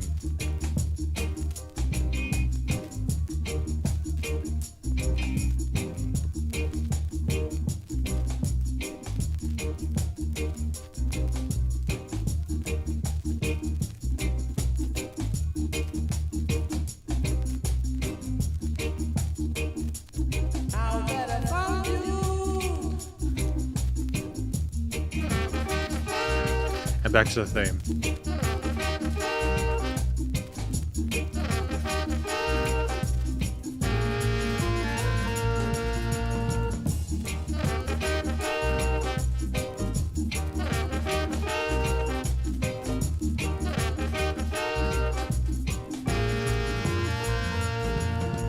all those lonely days. Yeah, it sounds very similar to the previous part, but there was like a pause before the previous vocals.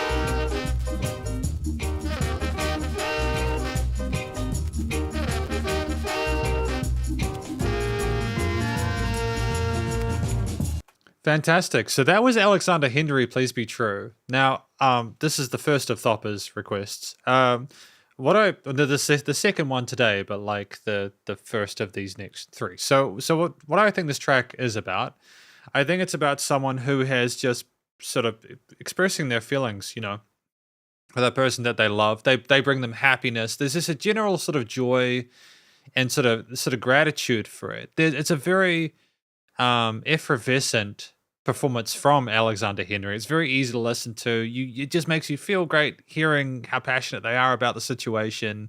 It's a very kind of relaxed and sort of like chilled out approach to it as well. Like there's intensity, but like not a lot. It's just in a very sort of positive way that the vibes are good, things are happy. It's just very sort of peaceful, and I enjoy the way that it's sung. I think you can hear that it was sung like a while ago. There's a bit of crackle with the recording quality, which makes me think that it was recorded like around like this. I think this is from like 1976 or something like that, according to people here. Yeah, it's just fantastic, and I just love the fact that almost you can kind of imagine people singing in those like in those rooms there. It's also quite catchy with the melody. I think in addition to, I think just the simplicity, the actual structure of it, moving between the main sort of like vocal parts, going into then the trumpet parts and the organ with the down, da da da boom. It's just a really sort of neat little idea that allows itself to sort of like adjust structurally. I think part of what music can sometimes do nowadays is almost sort of either be too much of the same, or it can sort of overcomplicate itself. And so here we've simply got that nice A B continues to like backwards and forwards there. That just like lets you nod your head to it. It's very sort of like satisfying.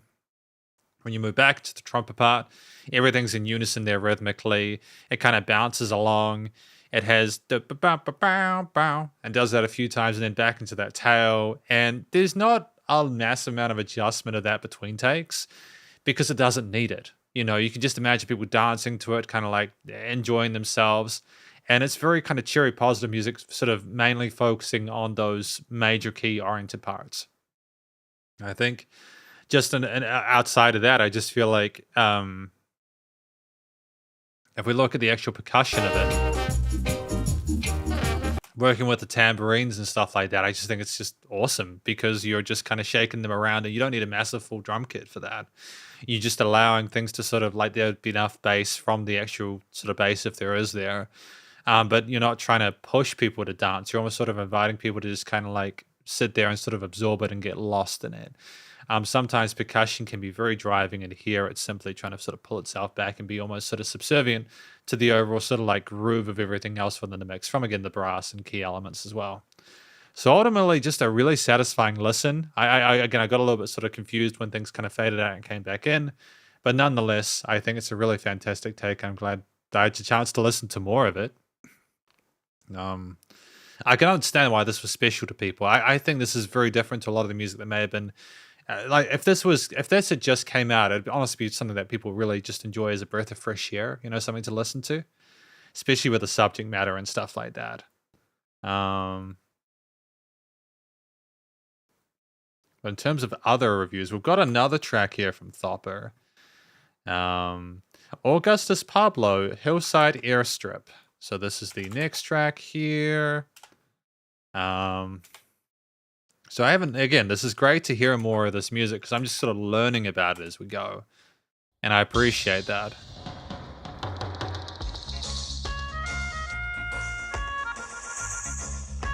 But they love that delay, that kind of slapback kind of echo, don't they?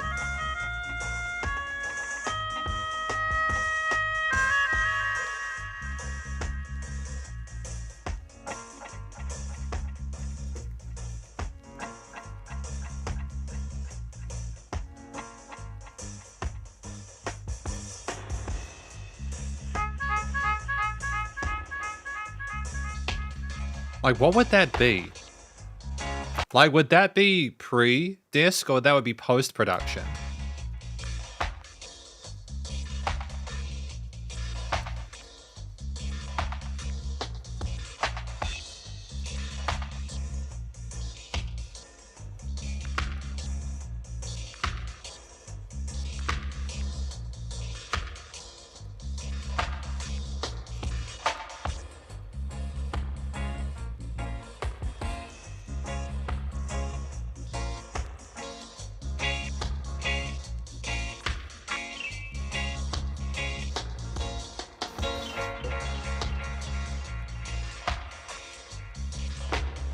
And that bass line just going backwards and forwards like that. Really peaceful.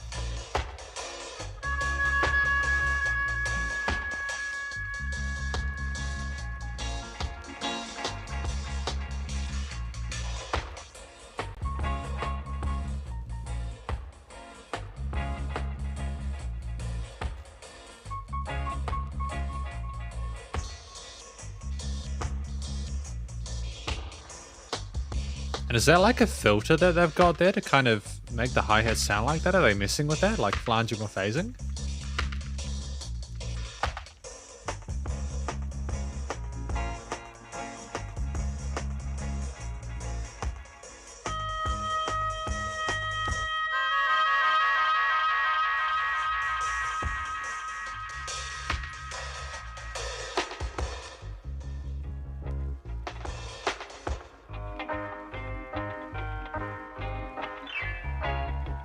Great glissando there on the keys.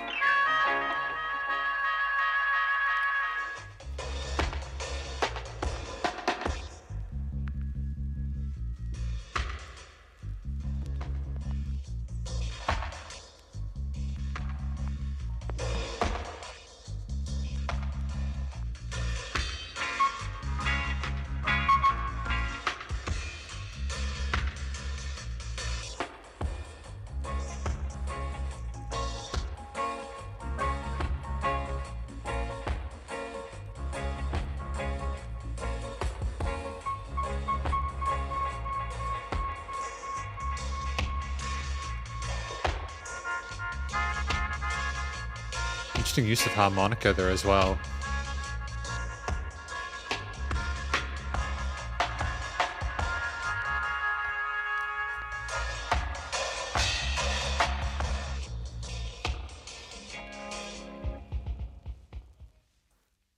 Oh, that was done. That was the raw take. That's phenomenal. That was so that this really does sort of seem like you're actually literally hearing these musicians play in the room. Because this was Augustus Pablo with Hillside Airstrip. The art says mixed by King Tubby, the dub master. So that's fantastic. What do I think this track is about?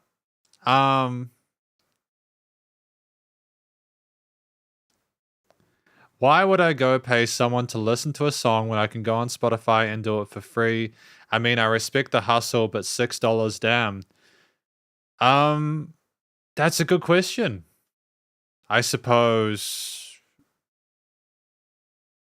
you could just go do that. Okay, I'm gonna continue. So, with Hillside Airstrip, um, I'm not sure what that is necessarily referring to. It's more a situation where you get the impression maybe it is sort of discussing it's like a certain situation in relation to that. I don't know. Without vocals, you kind of just got to either understand the context with it for when a track comes out, or you've got to sort of like either sort of like be able to sort of, yeah, that's effectively it. I think from the perspective of the actual instrumental part itself. So if I treat it as an instrumental, I think part of what I appreciated about the song, is the actual way it was produced. I mean, like the actual delays and slide back and echoes, you could appreciate the actual instrumental performance by itself, but it's also everything that sort of makes it more of an atmospheric kind of thing, as opposed to specifically just being a really competent instrumental performance. It's like it almost sort of kind of like sounds like kind of cloudy and hazy and just it's almost sort of otherworldly in a way that I don't necessarily hear with a lot of other types of music. And I just think in terms of the actual proficiency required to be able to produce music like this, especially with the hardware limitations back when things like this were done, it's incredible that they were able to do it. I genuinely respect their ability to be able to do this. And I don't really know what else you'd be able to sort of say about it apart from that's part of what makes it inherently unique. Is the way that they use these different filters and flanges and phasers and stuff like that to make it a special sort of unique atmosphere. It's also that, again, you have these harmonicas. I mean, like, that's fair. I mean, also, I think to be fair, this is going to sound really brutal. And I mean this with all the kindness in the world. But why would I want to listen to someone's music unless I wanted to listen to it? I think that's what the question that we need to ask ourselves when we are musicians. what reason are we giving someone to listen to our music? What are we providing to someone that is unique or fascinating? And the tricky thing, and I feel you, the tricky thing is we have to somehow be that different thing that would make someone want to go to us. Um, I think if you can make a song that is so incredibly wonderful that people are drawn organically to it, the irony is that you probably won't need to pay people to review it because people will probably check it out anyways. So I feel like even though it's probably frustrating, maybe the strategy is simply to just make music that is that good. Maybe that's the strategy, and that is it's just how it is. I think that's how you beat social media. You're either an interesting enough person to be able to requisite that level of response. Like your brand is that much on point, or you're making music that is so incredibly phenomenal that people would want to go check it out. So I think that I'm not sure if the conversation we could have about paying for reviews is necessarily a productive one because it's an open market, free capitalism, etc. But also, I would like to feel like I would want to listen to your music. I think that's the thing. I think every single reviewer probably wants your music to be good enough to not need to charge to listen to it.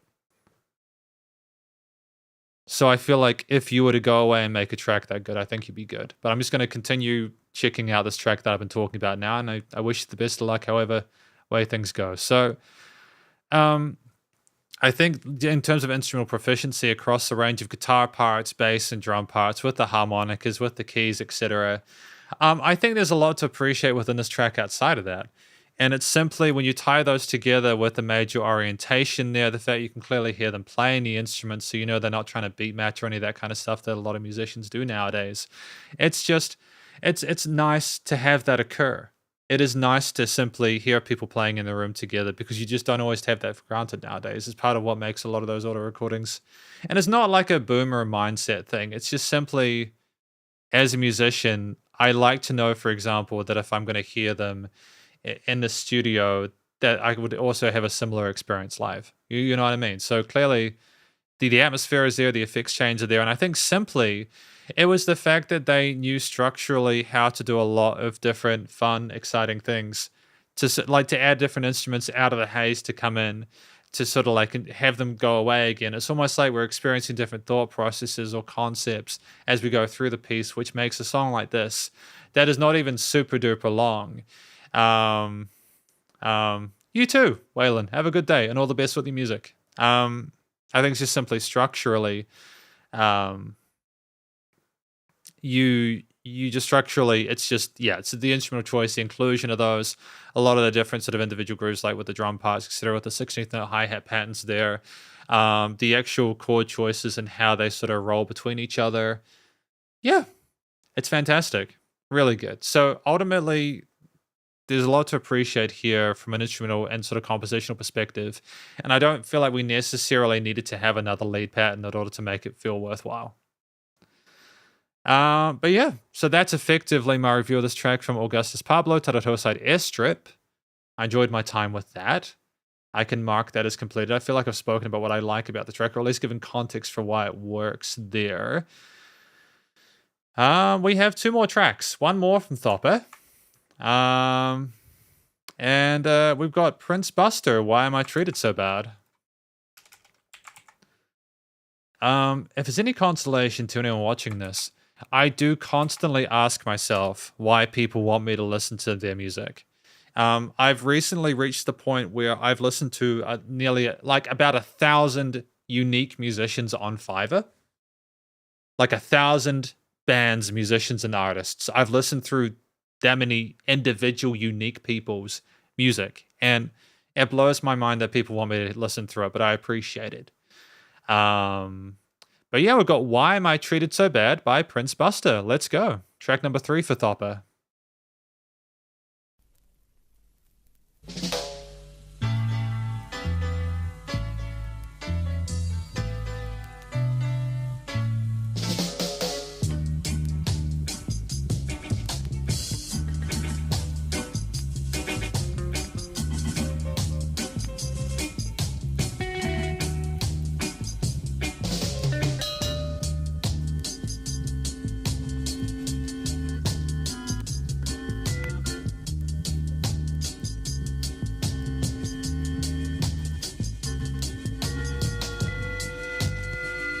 It's a really kind of ghostly tone with that key there, though, right?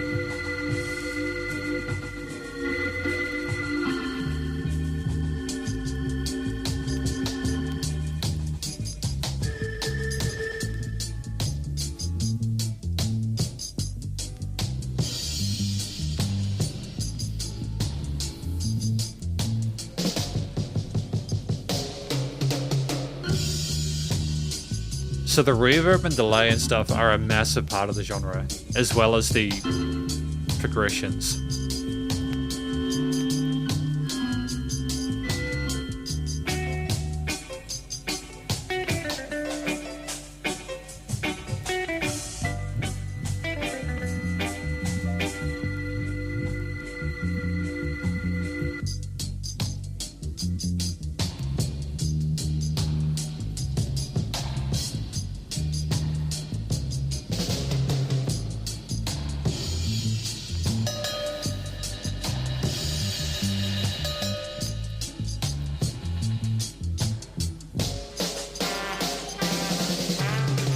Fantastic development to that snare and brass patterns.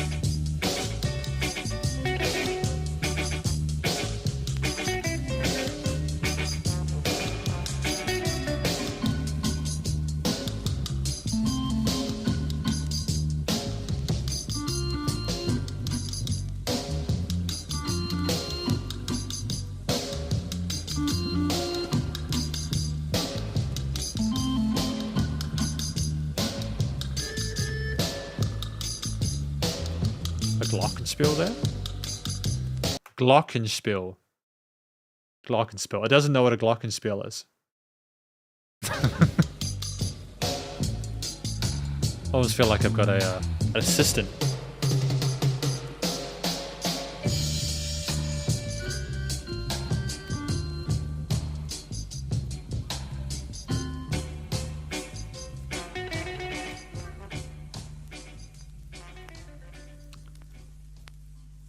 So that was Why Am I Treated So Bad by Prince Buster. What do I think this track is about? I think given like the kind of ghostly key sounds that we had earlier on, it kind of gave me the impression that it was someone who was sort of like their thoughts were sort of overwhelming them.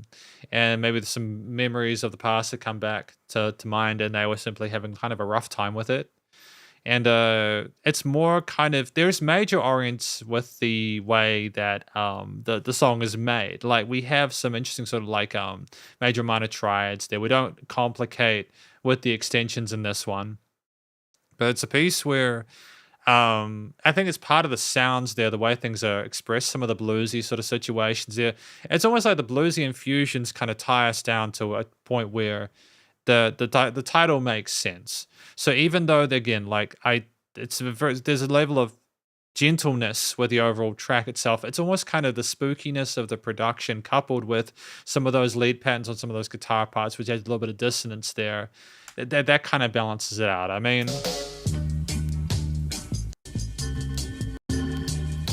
you've got like these kind of vibrations and oscillations to the organs and stuff like that, but it's just. I mean, like, it's also, I suppose, what part of what I appreciate about this track is the actual diversity compositionally within this one. The development we had as we went along there, with the addition of the different kick and snare patterns, and then the brass coming in a bit later on. We had the organs and the bass and drums to start things. But you can kind of hear as we go along, almost like we're aware that this is an instrumental track. And even though the progressions, chord progressions, the harmonies and patterns are very palatable, we're aware we need to do more in order to keep it interesting. So it maintains a similar bass line and chord progression there. Sup, TZ? How you doing? Welcome to the live stream. You've come at the wrong time to request a track, though. So if you're wanting to request a track, you've come in at the wrong time because I'm probably going to be closing up soon. But if you come in next Saturday, you might be able to get a track reviewed. We will see. Either way, it's all good. Welcome. Hopefully you're having a great weekend. Right, what was I saying about Why Am I Treated So Bad? So I think that the harmonies and the backing arrangements make sense.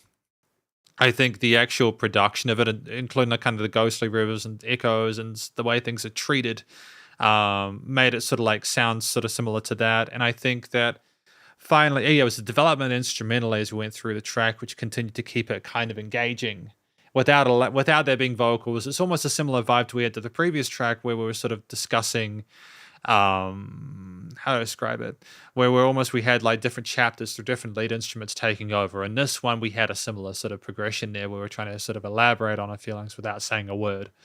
So all in all, I just want to say, Thopper, if you're watching this, apologies for the little sounding like talk ahead with the other guy before. But I feel like I've had a great time listening through this. I've learned quite a bit about the genre, and I'm starting to piece together bits and pieces from the genre and style of music in a way that makes sense to me. I can understand why it's special. It says here, raw, pure, true, not diluted. Jamaican rhythm expresses the feeling of the Jamaican people. It's really special music. So thank you for those recommendations. It's good to hear it. We have one more track today, though. One more in the queue, and this is from Paul, I think, who requested it probably like 50 minutes ago. So, Paul, if you're still here, thank you for waiting. I really appreciate it. We have this track here from Paul7931 titled Tom York with Unmade. Now, who is Tom York? Is he from Radiohead? Am I tripping? Am I completely tripping out? I kind of think he's from Radiohead. I might be wrong.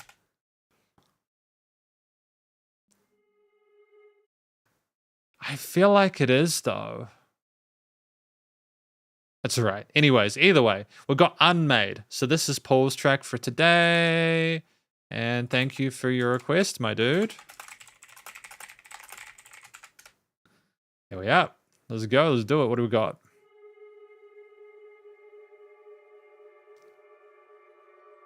Incredibly spooky almost immediately.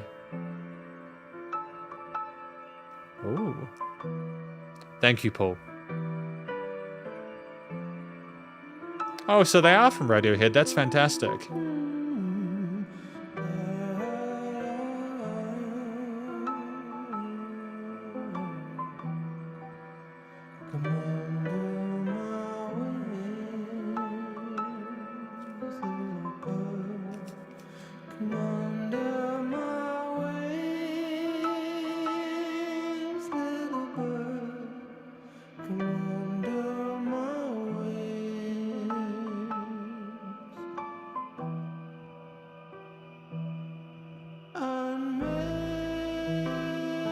Beautiful. Fantastic transition now.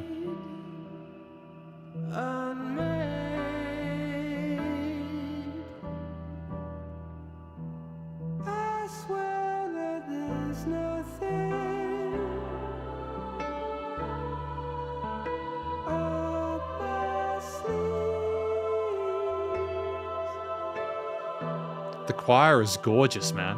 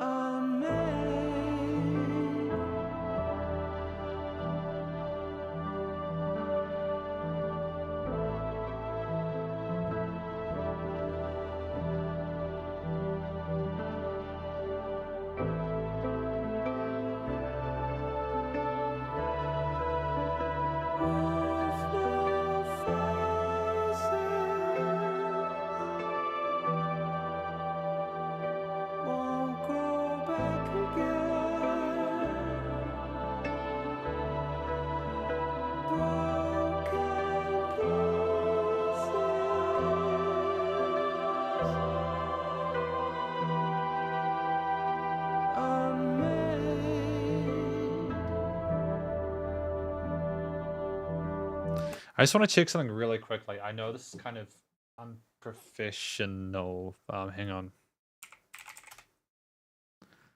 Hang on. Good. Sorry, I just had to check something really quick. I apologize for that. Something on my mind.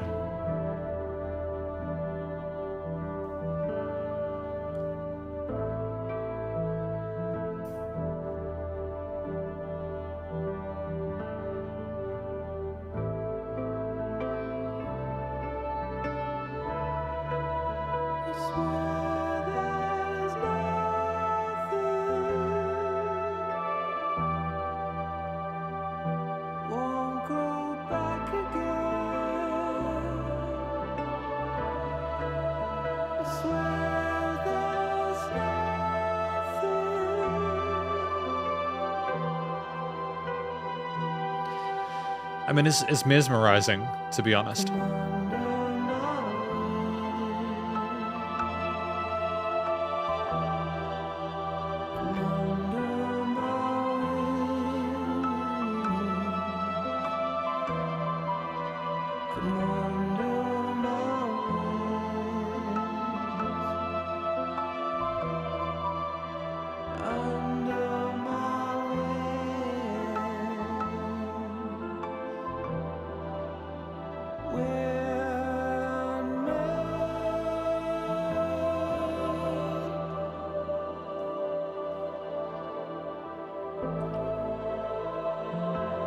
So what do you think this track is about, Paul? What do you think it's about?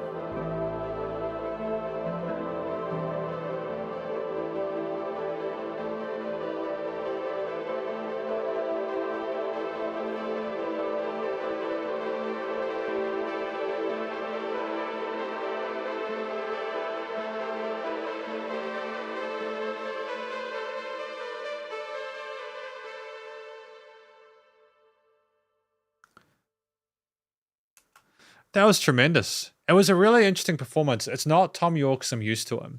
The song appears at the climax of a horror movie accompanied by very bloody and psychedelic scenes. Wow, that's brutal. That is not what I was expecting. Okay. Wow. Wow, okay. So with that in mind, let's just assume this is in relation to a horror movie. Um I think this is about someone who is inviting you to sort of be supported by them. There is nothing, therefore, there is nothing to stop you from sort of going with them. There's nothing, we won't go back again. We're just almost everything's been obliterated. So, therefore, the only choice you have is to be supported. I'm not, it's a really sort of like surreal kind of situation there. I think one of the things I appreciated about this track is just the choir. There's the beautiful tone of it amongst Tom York's angelic vocals, which I think belie the sort of how kind of like wild the situation presumably is within this movie at the time. There's almost a complete juxtaposition to that, which I think works incredibly well in horror movies, but it's also something that is very unsettling. So, but I just want to sort of comment on the actual vocal performance from Tom York as well as the choir. They match together really well. They meld. It's a wonderful wall of glorious, beautiful kind of like texture and timbre, and it's wonderful to listen to, I suppose, if you don't have the adequate context for it. Otherwise, it probably hits you like a train. In addition to that, it's just little things like the actual keys there, the way they kind of jump around with a little sort of swingish move adds a bit of innocence to it in a weird way. We're almost like we're having an out of body experience, just trying to sort of cope with maybe the intense stuff we're dealing with psychologically, where we go back to almost like a childlike state of needing to be protected. There is a interesting glow with the suspended as well as the major and minor triads within that piece, which suggests that with these almost synth strings kind of sounding a little bit sort of distorted, but not too much in the background. It's almost like a comfy blanket made of spikes. And I listen to this and it's alluring and you get lost in it.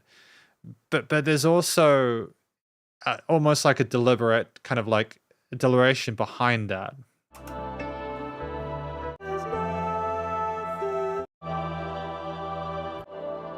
And it's almost like once we have these choirs come in, there's also this additional sort of pad that goes in the background which flutters underneath those main vocals, and everything is very sort of reinforced in that upper range but mixed and mastered well enough for it not to be a problem.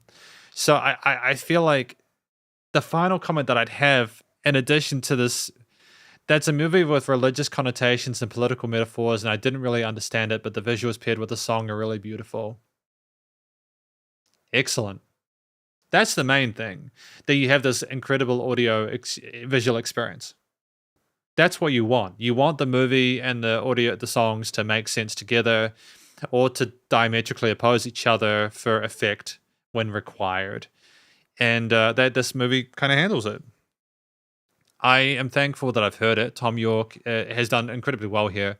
I think that the quality of the production of this track is what really sort of like sets it off. Is that you get like lured into this sort of premise, and it's just the clarity of the actual vocal performance. Both Tom and the choir, and the synths, and the keys, and the reverb tails, and the delays on it, and just how kind of glass light and how it glows is just tremendous. And there's dynamic range to this, there's life to this, there's body to it. It's also loud when it needs to be, but it's not a consistent kind of line. It's like a bell curve with variations. And, again, I feel like this is a track which both can be enjoyed by itself, but also with other things. I maintain there's not enough adequate context. There's not adequate context for it outside of it to truly understand it. It seems very mysterious, but that is exactly why I think it's successful being written for this film. Very good.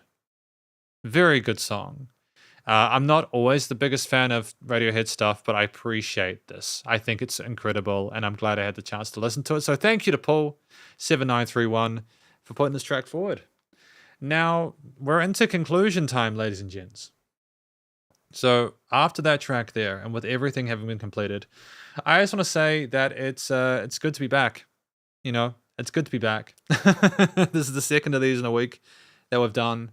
But thank you very much for watching my review, or this live stream of all these various tracks we reviewed. I mean, if we go back, we've listened through tracks from Dinner Hay, Sweet Lily Love, Thopper, lots of reggae and dubstep tracks on Thopper, Jacob Good, Dr. Theo, LC with some Khalil Fong, RIP, Alexander, and Paul. And I've enjoyed all of these. There hasn't been a track here where I've been like, why does this exist? Why are you showing it to me? I understand they've all got value, and I appreciate that you've given me the chance to review them, or at least sort of put my thoughts forward on them. So yeah, hopefully even if you didn't watch all of it, and hopefully if some of it was a little bit kind of like this, sometimes I kind of drone or ramble on a little bit. Hopefully you'll enjoyed the reviews of your tracks, and if you didn't request something, hopefully you still enjoyed hanging out or just chilling. Hopefully you have a fantastic weekend and spend time with your friends and family and have a great time. And I will aim to be back next weekend. I don't see a reason why I wouldn't at this point, but I will aim to. And if you see me here at the same time on Saturday, you'll know that we pulled it off for the third week in a row. Currently 2 weeks in a row. Very good. But stay cool, stay safe, and please remember to support your local musicians and artists at this point in time, as you need the help more than ever with all the crazy stuff going on in the world. And I'll catch y'all in the next live stream. Spiderhands out. 3, 2, 1.